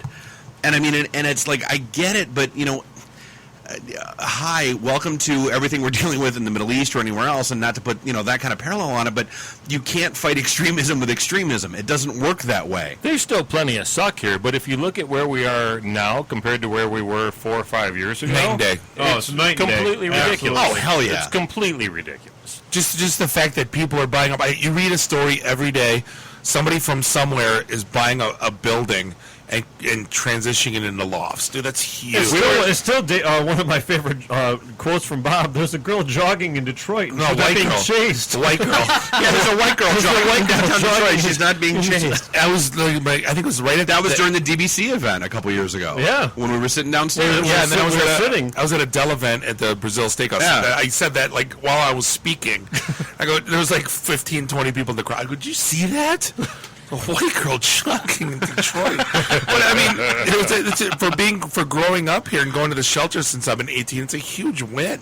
It really is. To circle back, 4 years ago, 2010, TEDxDetroit, Dan Gilbert stood on the stage and said, "You people are all thinking too small. Skyscrapers are cheap." And you think about that, and that was before he started buying up mass amounts of property. But he basically stood there, called his shot, said exactly what he's going to do, made fun of the entire audience in the meantime, but absolutely just knocked it out of the park. Now, he's not the only one doing cool stuff, as you guys alluded to. Right. People are buying up property like it's their job. Yeah. As well it should be, dude. It's cheap, we need to buy and it's going to be a good value. Well, it's, rich people. Dude, IT in the D house. We need the Delta Talk High house. Did I tell you that? Terry, we've actually talked about that a couple times. Oh, yeah, absolutely. There's old school revisited. Oh, yeah. You can buy a house for $500, I think. No, it looks like the Animal House. What? We do. We want the Delta Talk High house. Right. Is this the IT in the D house? Sure.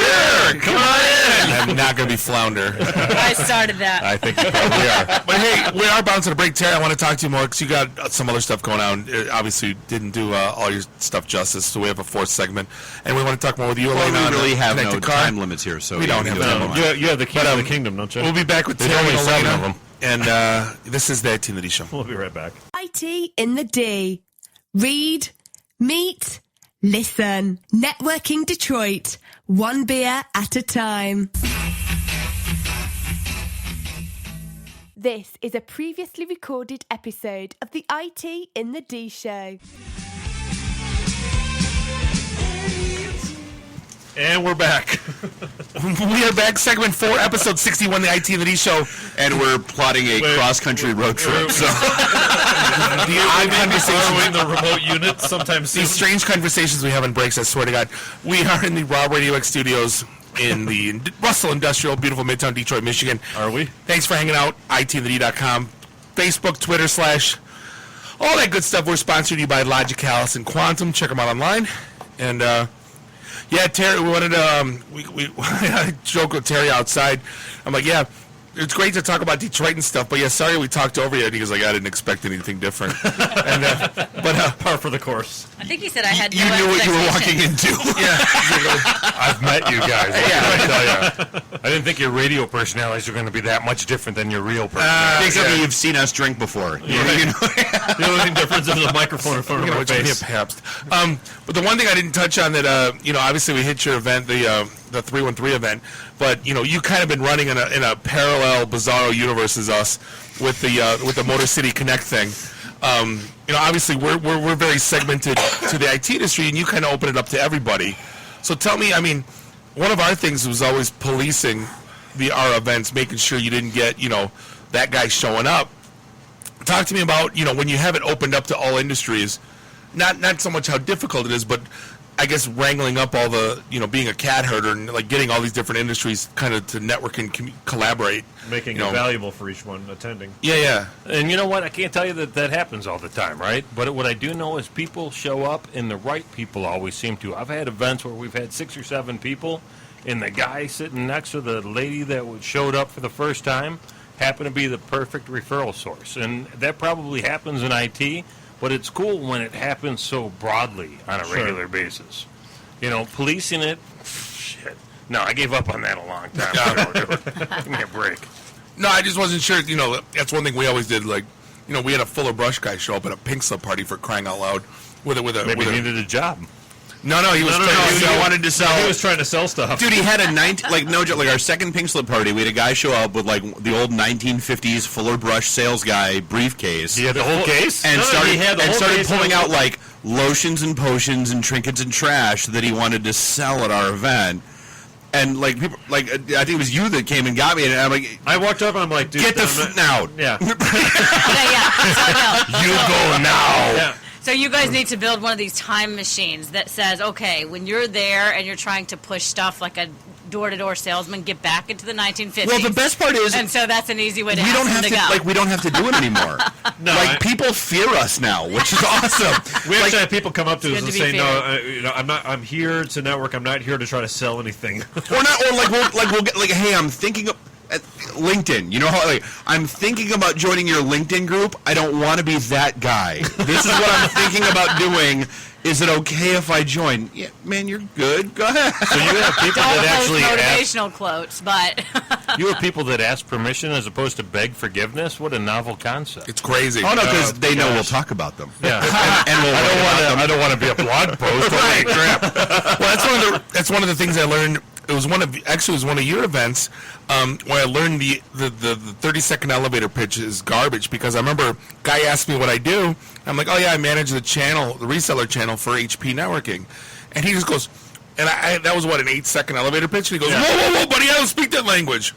And I'm like, what did I say, man? You're not speaking too many acronyms with HP. No, it was such a shock to my system. And he goes, well, he was a banker, and I said, well, what the hell am I supposed to say that I do to you? Like, hey, so now I'm an IT sales guy. That's it. I'm into the, It's a good lesson learned, because when you're talking cross-industry like that, we're making a joke about it, but you were speaking a different language, right? Completely. I was Vulcan to him. Right. And I didn't know. It was so eye-opening to me, and I'm like, wait a minute. So when I don't, so it's a little bit different when you're everyone's got to have a big learning experience, cross industries and all that, just to kind of hone in your image or your message, and not, One of the things I teach is the concept of after you networking. Find out what somebody does before you bother telling them what you do. Absolutely. You get the opportunity to listen, understand how to make your message relatable. It's called a conversation, right? Right. But most importantly, you find out exactly who that person is when it's your turn to speak. Well, not only that, but the one thing we hammer on with everybody is, the mistake that people make is networking 101 is that it's not about you. It's about what you can do for the other person. Right. And and we tell this to every job seeker that shows up. Look, it's not about, hey, I need a job. It's, hey, what problem do you have that I can solve for you? And if you get that answer, they'll talk themselves into giving you a job. That's how that's supposed to be. I think the 30-second pitches were before search engines. So, like, before search engines, it's like, hey, what do I do? Or social media. Right. Or before Vine. I do this, and this, and you can use all the acronyms. But now you just say, hey, we teach about mobility and connect a car. Well, good. You know what they're going to do? They're going to go to Google. See, and I still wait, you sell Rascal scooters? Is that not the worst? Totally. I thought the same thing when you said that. Hey, I sent a group of trainers out to Waco, Texas a few weeks ago because we do an NFL training, and they were like, yeah, we thought we were training mobile, and they took like 20 pictures of mobile homes, and they're like, this is what we're doing. Awesome. We sell mobility. Always good to have visual representation. Right. But I think that's where you get caught up too much is people trying to either sell something, whether it be themselves or a product. Right. They could care less. It's the original Don't Be That Guy. Yeah. Well, I sell. I don't. This is why you need me. And then he called me every other day for 2 weeks going, so did you sell anything from that event? You would have if you would have bought my stuff. Hello, Bruce. Well, that guy is a legend of douchebaggery. Douchebaggery. He's bigger than famous. He's infamous. But again, it's so like when I talk to you about policing, it's got to be those things just rip the life out of any good networking event. Just those people that won't listen. It's all about them. Buy my stuff, and it drives us crazy. So rule number 3 is you go to networking events to network, not to sell, right? And so you guys did a great job of making very clear parameters of what people can and can't do. Yeah. And people that are attracted to that show up. And the people that aren't going to fit into that know that they're going to be made fun of. They're going to have a post made out of them, whatever the case may be, and they avoid it like the plague. So when you set the ground rules clearly, people don't show. And that's okay. And that's great. Well, we're not for everybody, and we're not the only game in town. Well, that's fine. I don't put it on 106.7 to hear hip hop. When I want to hear hip hop, I put it on hip hop. You know what I mean? And I think the same rules apply. But I'm just, for me, just getting my head wrapped around the multi, when you got so many different industry, it's great. You know what I mean? But dude, it's we've had this conversation before. Like State of Michigan, MEDC, they harp on us for 2 years now. Do more outside of Detroit, do more outside of IT. We don't care. But that's not what you do. Right. Yeah. We're called IT and the D, not IT and the M. IT and the D. Or whatever. Right. I mean, I feel like I'm in Toy Story. IT and beyond. Right. Bed Bath and beyond. Like Terry, get back to Bob's point about policing. Like a lot of times, Dave likes to say, we're traffic cops. So if somebody comes to our events, especially the Pink Slip parties, if you're a Java developer and you need to talk to a recruiter, we'll point that person in the right direction. So at your events, are you not necessarily policing, but are you walking around and are you being a part of conversations and saying, what? Talking the thing. Sorry, and saying that helping people make that connection conversation, or are you just letting... Absolutely, right? I'm the facilitator. I'm there to make sure that you meet the person that you need to. So it's my role to understand who you are, what you're looking for, and then to be able to point and say, you need to go talk to so-and-so. So you're playing a similar role. Absolutely. Well, and we've always said that. I mean, the 10 Commandments of networking shtick that we do with, shifting gears and everything else. We've always said, the final acid test for any event is walk up and find the organizer. And number 1, if you can't find them, leave. And number 2, if you can't tell them, if it doesn't work out that you can tell them what you're looking for and they can't turn in that room and point you to at least 3 people, walk away. It's that simple. Absolutely. They're not doing anything other than collecting your cash at the door and moving along. No, and it's not about that, right? We're not sitting around having color-coded name tags. Right? Who does that? I don't know. Maybe if you wanted to network sometime. Maybe if you wanted to have a circle jerk after work. Thank you. Maybe if you're a out of work club promoter out of LA and you wanted to try to do something different. That happens? Yeah, that's crazy. In Detroit? In Detroit? Yeah, because he's really focused on networking in LA and Chicago. I mean, there's people that fly in from other cities and take money for people networking and then they leave. They're seagulls. It's crazy. It's crazy. Seems like a really good idea if you can get it. Not so much. So I mean, obviously, what's next? Is there something next? I mean, you were talking to me over beers the other day about what's next for Motor City Connect. Are you looking to? I guess what's next? What's next is we got to come up with a better platform, right? We've been sitting there. I don't have the IT expertise that say some of the people in this room have. But we need a better platform. Don't look at me when you say that. Right? Well, you can talk IT. And what do you mean by platform? So where it lives, right? So we've got MotorCityConnect.com's a site that we've been running on group sites for 8 years. But I'm pretty sure the guy on group sites quit group sites. So what does that tell you? You remember our group sites? That was our first site. That was our first site. I didn't realize group sites are still around. It's still it still exists. But like I said, the guy that started it isn't working there anymore. That's not a good sign. What's that tell you? Yeah, exactly. So is Tom still on MySpace? He cashed out and ran. Didn't work as well for him. I've got a friend that's Tom. So I mean, in terms of getting a new platform, is that what's going to change about your message? It's going to be the same thing, or what do you? I mean, what's that's what I say. What's next? So you got to have it a little more niched out. We started with subgroups a while ago, but the ability to connect all of Detroit and the metro area. We talked about the city of Detroit being 143 square miles. Yeah. You think about what happens when you add all the suburbs, and honestly, we're more focused in Oakland County than anywhere else. So you think about how many people there are and what all they're doing in different industries.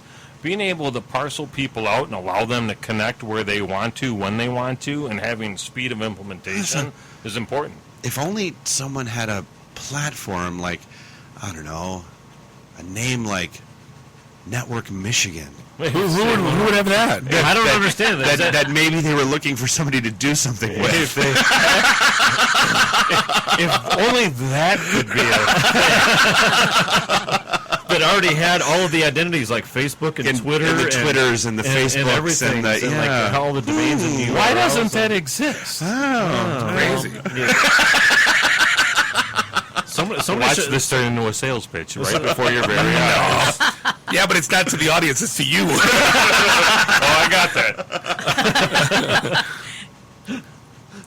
It's actually a great idea, right? If you can connect people, because that's what needs to happen. Nobody wants to just do business in their hometown. Well, I mean, right? and that was our local's still big. And that was our whole thing. I mean, and we did. I mean, we sat down, we talked about it, and we laid out a series of umbrellas and frameworks.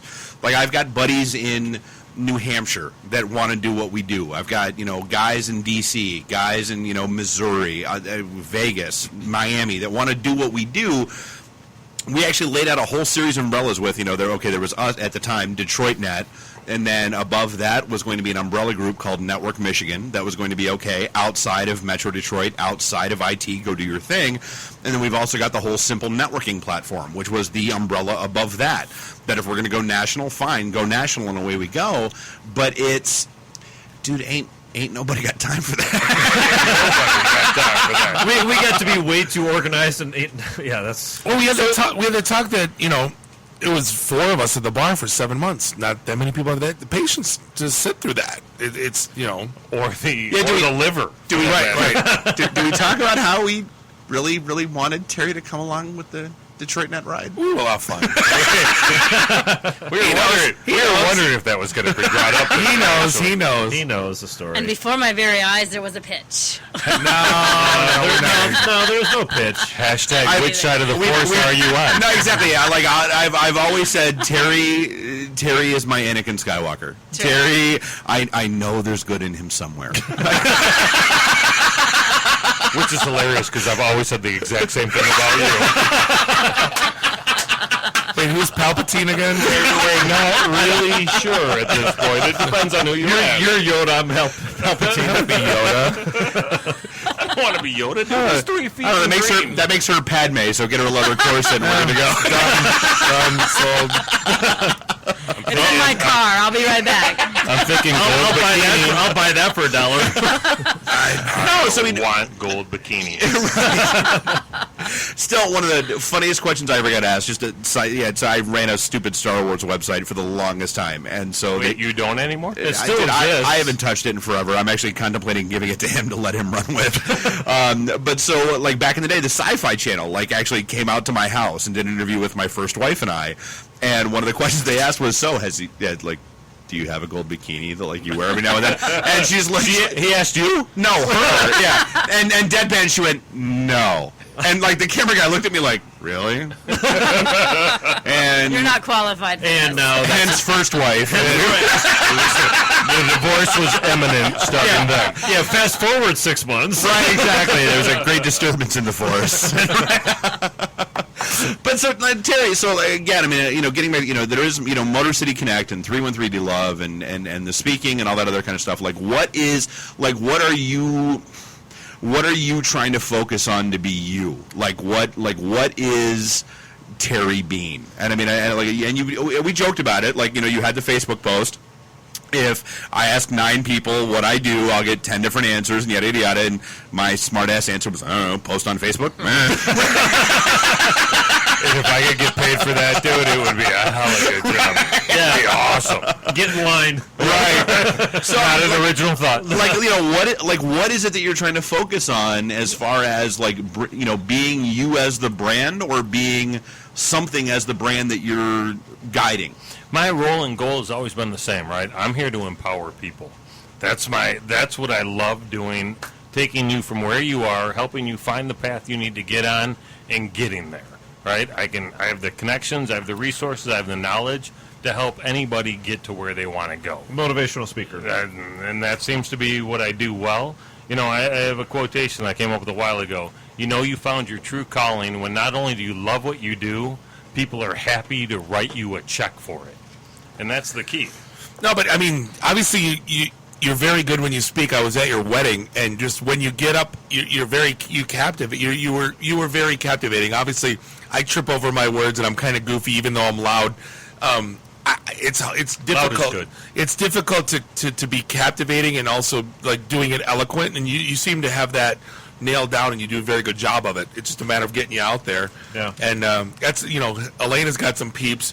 I mean, you guys need to talk after this and get that thing going. And I'm looking forward to that. It's hard to sell yourself as a speaker because 2 things. 1, there's a slight amount of douchebaggery going on if you're patting yourself on the back telling everybody you're a speaker. And 2, and more importantly to me, if I were that good, wouldn't somebody else be telling you about me? Why do I have to call you and tell you I'm good? You always got to market yourself. No, I mean, everyone's in sales, even if they're not in sales, right? Nobody's coming from the voice of reason, ladies and gentlemen. Oh, It's true. It's true, though. Here we are with 100,000 listens an episode, and we still got to tell people about this. They don't. Well, and we don't know how, and we don't know why. I'll tell you, yakking. I did talking with the SoundCloud guy, and even the SoundCloud guy was bored beyond belief about. Couldn't figure out what we were doing, and he couldn't figure out where our numbers came from. But he was like, "Look," he's like, "I did a deep dive because I had to. Your numbers are real. Your metrics are accurate." And he's like, "And I'm floored by what you guys are." He's like, "Yeah, I don't get it, but like I said, our 6 listeners in Iowa are legit. Our couple thousand listeners in Chicago, our couple thousand listeners in LA, and that. I mean, it's." Texas is number 2. It is. What up? How is that? Yeah. What did that interviewer call Texas? Or what you were saying it's the big D instead of the D? Dallas is big D. We're the D. Yeah. So do you guys know how you even spread? I mean, really? No. Obviously, you put on some entertaining content, but it's entertaining you, right? Isn't that kind of this is bowling night, man. Isn't that the point? But that's all that ever matters. But see, Terry, that was just it. When we started this thing last year, I mean, we weren't focused on the numbers and focused on, tell 5 of your friends. We couldn't care less. We're just here to have fun. I mean, this is the same conversation we would have minus the microphones at the bar. Did you have a start and an end date? Did you say, no? Bob said we were done at episode 16. Yeah, Bob actually predicted that we would be out of. We would have nothing left to talk about, and we would hate each other by episode 16. Yeah, 61, and now you have an elevator. Yeah, 61. Yeah. The only thing that's changed is now I have to go up and get the elevator. Now for you Bob. have an elevator. But yeah, is that every week or is that just special for the day? Special just for you guys. Yeah, special for you guys. But it was always, what do three IT guys talk about at the bar? And this is, when we get together, honest to God, there's not much deviation from what the conversations we're having right now are the same talks. Oh my God, we swear a little bit more. Well, we drop more F-bombs, but it's just us. Dave's got a notebook there, a half page full of emails that the three of us shoot back and forth. But we would shoot them back and forth anyway. Yeah. Like, oh my God, you read this? It's crazy. Well, yeah, same conversation you guys had before this even existed. Right, it stems from the holy crap, can you believe this is going on? But you three genuinely seem to like each other, right? And you do in real world just like you do on the show. Until Jeff screws up our site. Then we No, that only happens a couple times a year, though. No. Somehow he keeps revoking my rude access. I don't understand why. No, you don't have the card, dude. I don't have that little. I say you're not one of the 7. I don't. I will never be one of the 7 because Dave keeps revoking my rude access. See, now if Jeff didn't live in Pigeon, he would probably hang out with us more. Pigeon. He's like a half a mile from Pigeon, Michigan. That's true. It is true. All right, not being from here, Pigeon, Michigan. Top of the thumb, yeah. Wow. I'm not that far. You live in Pigeon? Jeff lives up just slightly south of Toronto. No, Elena, I could throw a rock in a Genesee County. IT That's in how the far sea. I am. Got it. Yeah. I'm a little far north, yes. He can hear Pine Knob from his house. I literally actually, you know what? When Bob was at Motley Crue, I could hear Motley Crue from my front porch. I thought you said you could hear me. And then I heard Bob go, woo! You can hear me on your front tailgating. porch. Yes. Those are mighty big shots you're pointing. But remember Terry, I talked to you, it's like a dynamic, like the three of us, complete polar opposites in terms of what we do professionally, but personally we're all kind of on the same page. So when you have those three different, you know what I mean? Jeff was kind of brought in because me and Dave, like, oh my God, I'm the sales guy. You and I hated each other for the first 2 years of our existence. I don't know if we hated each other. There was just such a big, hated aspects of each other. No, we were just like two rams, just completely like beating the hell out of each other. Yeah, that's pretty normal. You know. That's IT and sales. Yeah. That's bull and headed is really what right. Yeah, that's exactly right. Two type A's on two different sides of the spectrum going, and I kind of, and I broke down first going, hey, I respect the engineering side. You need to respect the sales side because we can't go. Never going to happen. No, it happened. No, we get along well now. Yeah, I said alcohol. Respect. I didn't say anything about getting along. Screw that guy. Exactly. But at the end of the day, it's the dynamic. If this was three sales guys, it would suck. It would be an echo chamber. Well, it's the same with the IT side. Like the one show that we always harp on that was the all QA all the time. That was our worst show because there's nothing but tech. And we made the mistake, and we'll never again. Yeah, we did. We tried to do a hardcore geek show. Well, then we tried to do sales guy versus the geek, and that didn't work. So this whole thing has been an experiment and falling down on our face. And we kind of, at the end of the day, the dynamic was conversational, and that we and that's the feedback we were given. Like, hey, I really like, You're not too informative, but damn, are you entertaining? Yeah, but it's I didn't learn shit, but I laughed a lot. Exactly. Right. That was actually one of the reviews that we got. And if I want to know more, I'll Google it. Right, exactly. I'll ask, hey, what the hell were you guys talking about when you were, Do we... You want to take a break and then maybe come back for more? It never works. No, it never works. No. Oh, come on, let's try. Maybe. All right, let's try. No. We'll take a break and then we'll come back for another infamous segment 5. We will be right back. Kiss my ass. Read, meet, listen. Networking Detroit. One beer at a time. This is Robert Hayes, the Ted Stryker to my mother. When I'm not hanging out at the Magumbo bar, I'm listening to the IT and the D show. It's worse than Detroit. This is a previously recorded episode of the IT in the D show.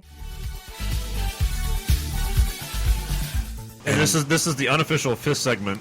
The never good come of this thing. I want to call this the IT and the D After Dark. After Dark. Bounce, chicka, bounce, bounce. This was the thing that elicited the kiss my ass as we went off the air. I recall. Yeah. So one of the things we acted about that I was just talking with Elena about that we didn't get to in like at the topics we were talking about Elena, was there were like so Marriott just got hit. Talking about connectivity and all that stuff with $600,000 that they're paying out to everybody because I didn't get a cut of that. Well, yeah, they were cutting like if you brought your phone in.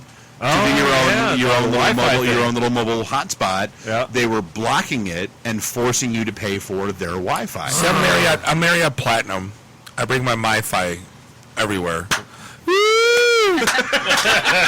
I've never been blocked. I've never been blocked in Marriott. Because you're a platinum member. What up, platinum? This means I travel too much. I'm not bragging.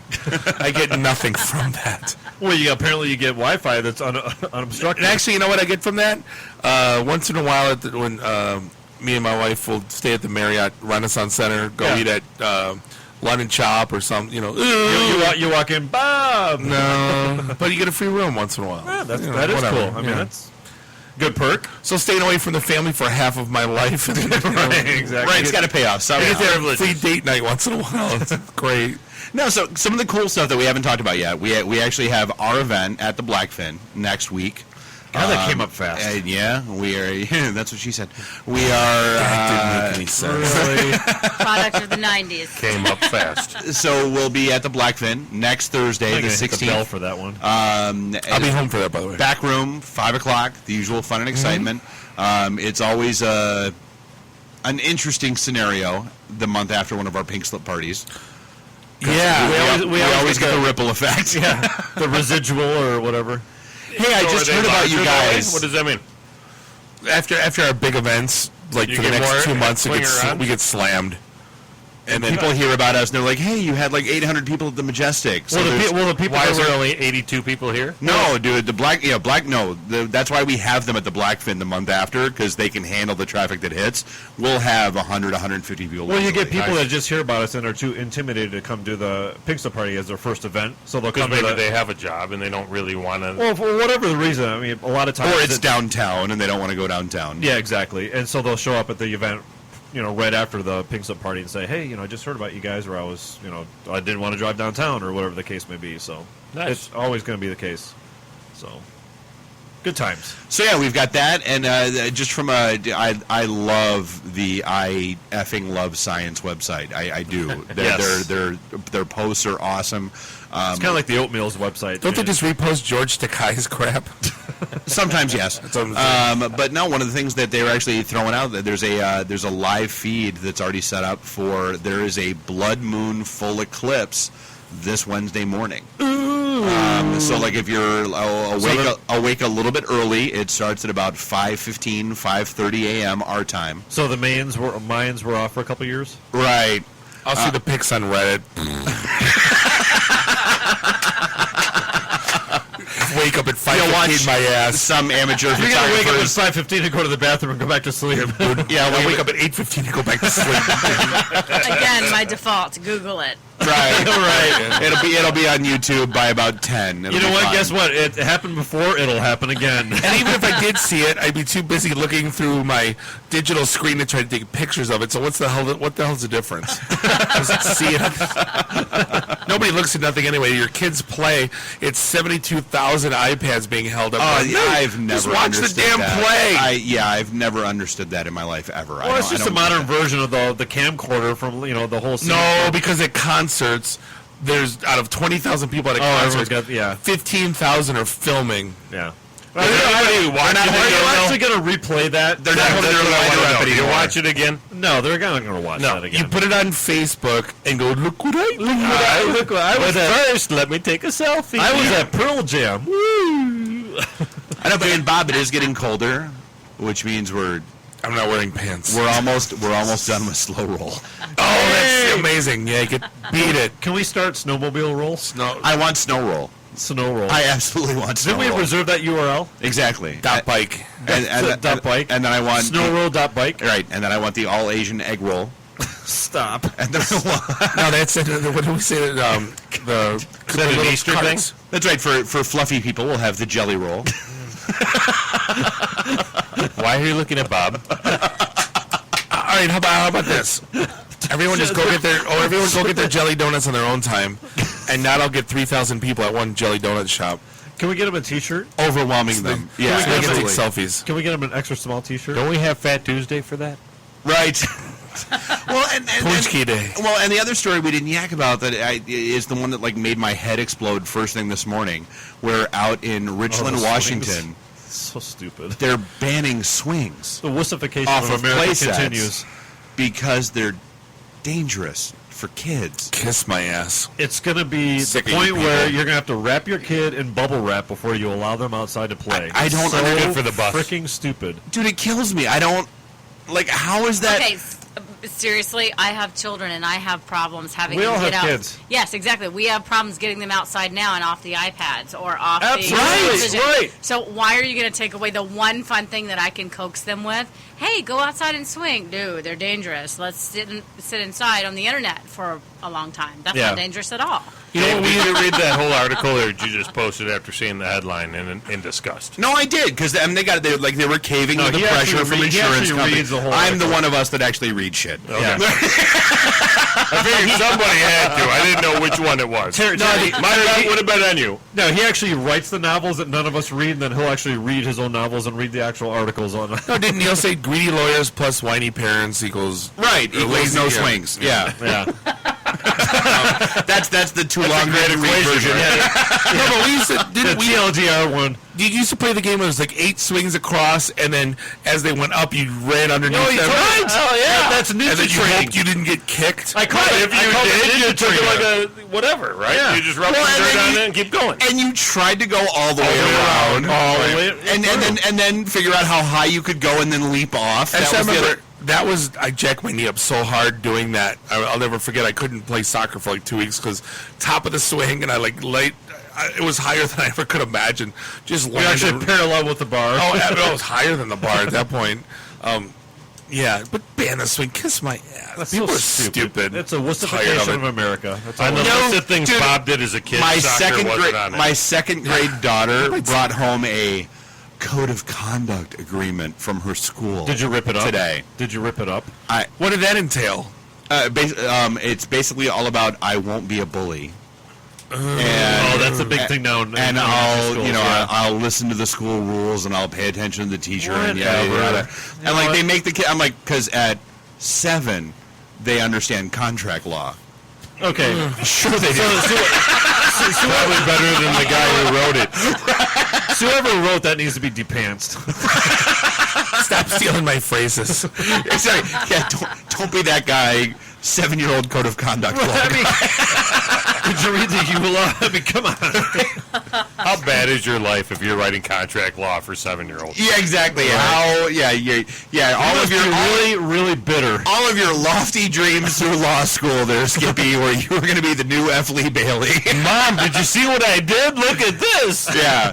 Now you're F.U. Bailey is what you are. What else do you have on the list there that we didn't get to? And I'm actually surprised at you as the Xbox One guy. I'm surprised you didn't chime in on this one. The new Microsoft plus their new Kinect that's coming out equals Room Alive, where basically it turns your whatever room it's in into the entire scope of the video game that you're playing. Isn't that already happening with the Xbox 360? No, so it's like they're adding a couple of different cameras in with the Kinect system. And it will basically make your entire whatever, like, So like a your virtual living room, reality. whatever your living room, whatever, wherever you have the game console set up, it'll turn it into the entire living space of the game. Didn't you say that rumor has it that 4 studios down's a porn studio? Put a Connect in there. I think we just figured something out. I've already, like, I was Can told, I get the IP address? I was told like 4 years ago I wasn't allowed to watch any porn on the 65-inch TV because it was just too close to lifelike. That was Nothing says pimple on the ass like 65 inches of HD. Well, and laughably, it was. Can I get that soundbite? Right. No. So, but in all due seriousness, It's going to be in the intro, team. one of the industries that was fighting the Ultra HD revolution was the porn industry. Oh, absolutely. Because Absolutely. there's They know blemishes better. and it's all about perfection. And Number it's, 2 is the Nightly News Crew. Yeah. Those people are all scary as shit. Yeah. They all look like they live in Ultra HD. Jordan Rivers. It's no longer fluffers on the set, it's makeup on the set. Right. It's no good. Did he just say that? Yeah. Can I go home now? Is this the fifth session? It is, yeah. Can you isolate that? No longer the fluffers. No. I always can. No, and I know you said let's not talk about Facebook anymore. But, No, just stop talking about about anything. No, we're done talking about what else? No, I don't want to talk about Facebook. There's a good The hell with segue here Facebook. because I signed into LO. I did. Hello. I went ahead and Is this an Australian thing? Hello. Hello. I registered myself on a low, and I went and take a look around. And like I said, Can I get an invite? Can I get an invite? You want one? Sure. I don't care. My my initial. I went back and posted on Facebook, and I'm like, you know what? I played around in a low. It's far too clean and simple. So I hate it. It's just like it's better than Friendster right now. It's just like app.net trying to compete with Twitter. No one Google goes there. Plus. It's exactly. It's exactly Google Plus without anyone signing up. Well, no, but LO was supposed to be good with the whole LGBT community. Reason being was that Facebook had just recently had this whole crackdown that happened on you must use your real name. Oh, like Google Plus, right? Well, but the laughable part of that is the study that or the analysis that came out today is literally one guy complained. One guy caused the real name crackdown on Facebook. That's usually the case. He invested so much. He went out and single-handedly reported thousands of accounts for not using their real name. This guy needs a hobby. And that's the guy. This guy evidently has one. What are you talking about? This guy needs a job then. Well, either that or he's the primary investor in LO. Can someone mail him a box of dog shit? Please. Can you set that on fire? I wanted to show up on his door. He called the poop shit. Careful, Terry. The NSA's listening to this. We don't need that's where we're on the line. Yeah, we're on every list already. We're on every list. Yeah, welcome to the group. Yeah.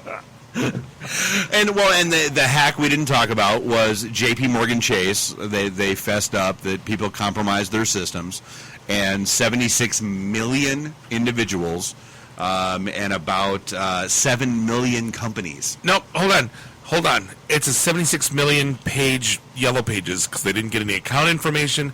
They got names and addresses, which is already publicly accessible, and email addresses. Publicly accessible. They said they didn't get SSNs or anything like that, but they got account information off of them. No, I heard no account information. No, there's no account information.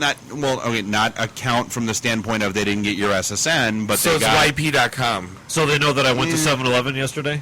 Well, no, it's J.P. Morgan Chase, so they know you have an account there. They know you have. Do you see the chip flavor? Hang on. Do you see the chip flavors at 7-Eleven lately? No. They have I may have, but they have aged beer cheddar, beer cheese. Really? They have buffalo chicken. They have that sounds good. They have the best chip flavors ever. I don't care about stupid wiener JP hack Chase. I'm more interested about the AT&T breach with this insider one, the employee that hacked into it for the second time. Yeah, that two different employees that caused Bob to not be able to log in from Ford Field yesterday. So is that what that was? First of all, I didn't realize that this happened back in August. Yeah. And so AT&T has an employee problem where all these people are just wandering around on the servers. A disgruntled sysadmin? No. Right? So they're some guys logging into the backroom servers, looking at all the call logs and everything. Well, why? Yeah, why are there no controls there? Why is there? Yeah, no, I mean, it's a valid question. That's more interesting to me. I mean, that's disgruntled. To your point, disgruntled that this employee needs to have.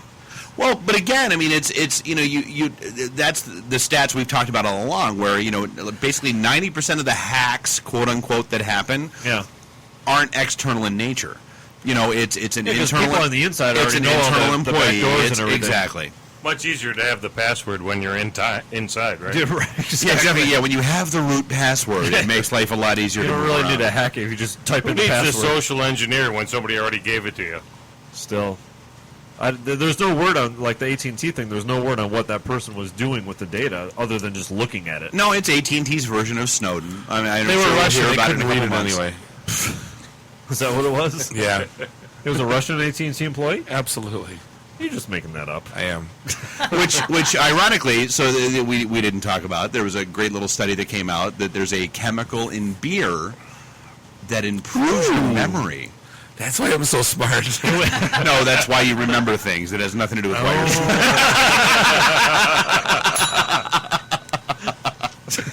Screw you. He's actually trying to think of something to say right now, but he can't remember anything. He can't remember what I said. This is why Bob hates the fifth segment. The fifth segment sucks. Isolate that. You know he will. Good. Absolutely. Can I go home now? No. Screw you. So we always talk about drones. Screw you, Melon. And we've got the guys from Motor City Drone that are coming on in a couple weeks. So awesome. The Navy. Can we get them to buy us a drone? I want the IT and the D drone. I want one here. But no, so the Navy is basically building. Navy. No. Sail the seven seas.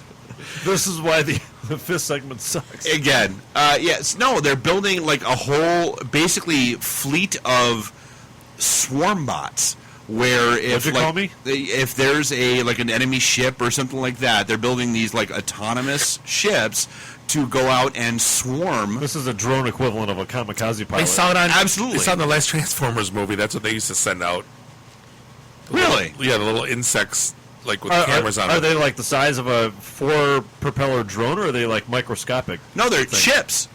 No, I mean these are boats. I mean, it's the little swarm things that you're talking about. Yeah, they're boats. They're like little ships that float on the water. Oh, they're boats. I thought you said they were drones. Is that what boats are? The things that float on the water? No, they're drone boats. Exactly. Oh, they're like, nothing good can come with I think they call them boat drones. Or I don't know. Maybe they call them bones. Hey, I don't know. Do you hear they're boats? Bones. They float on the water. It's crazy. They have the internet on computers now. I want to hijack this segment so bad. From what? Itself.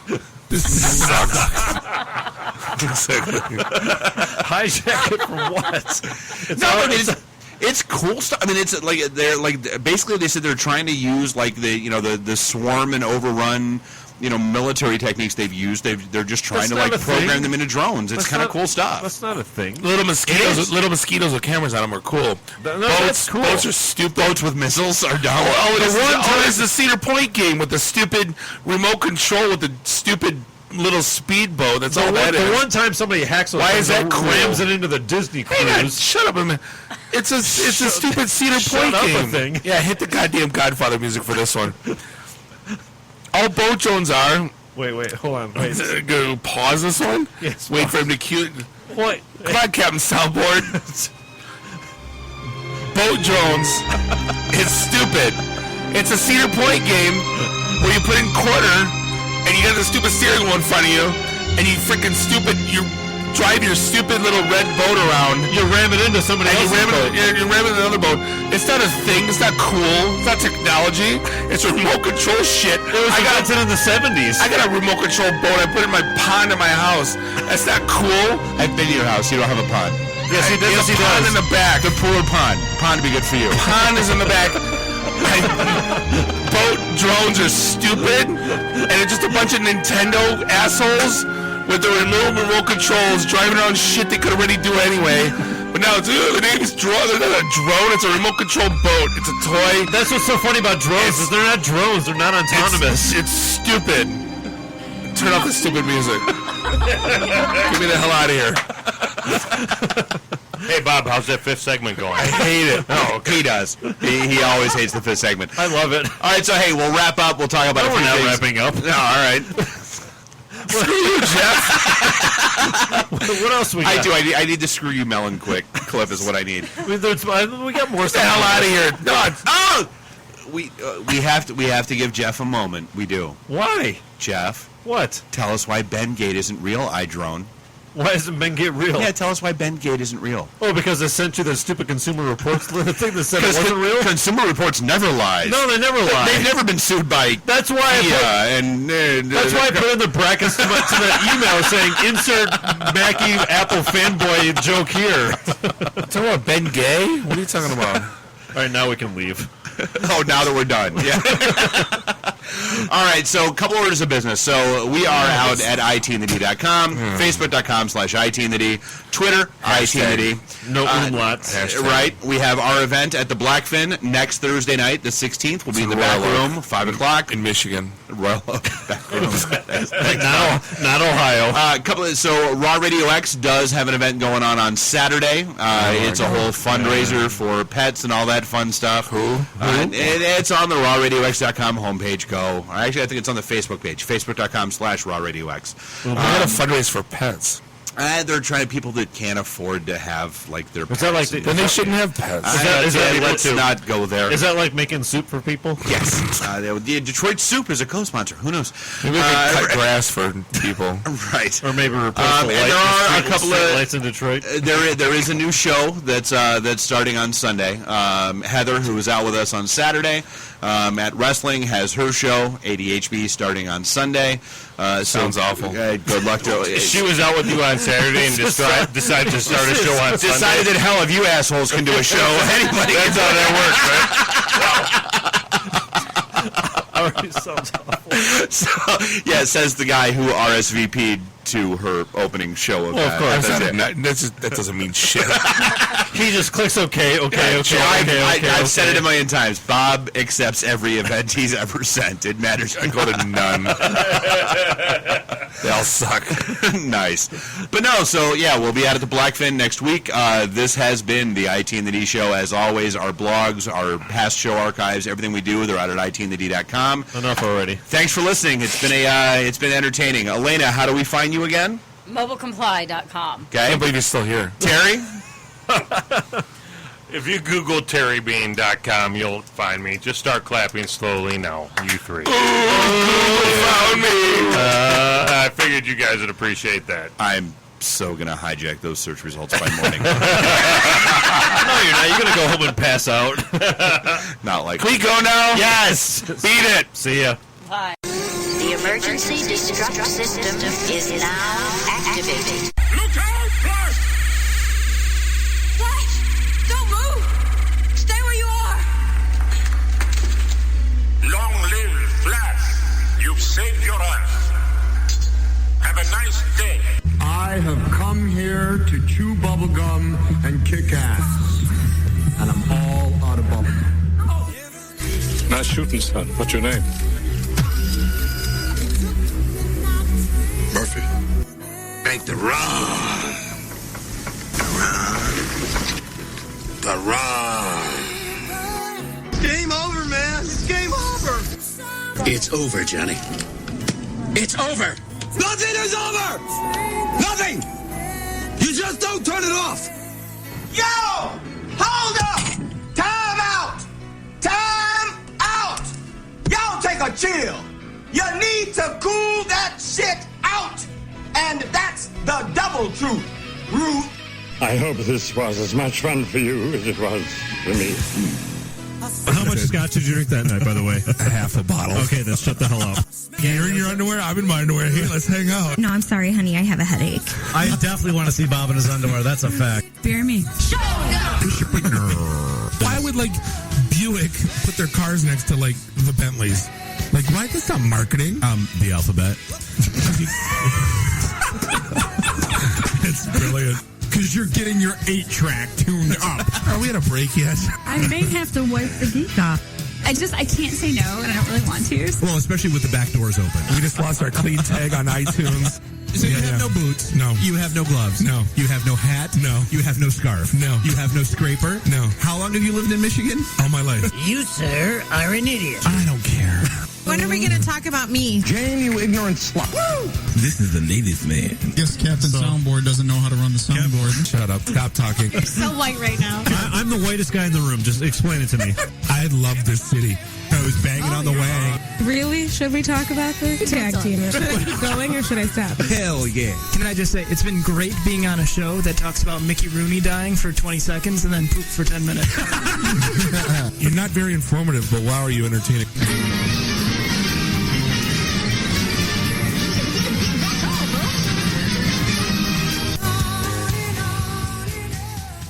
This is a previously recorded episode of the IT in the D Show.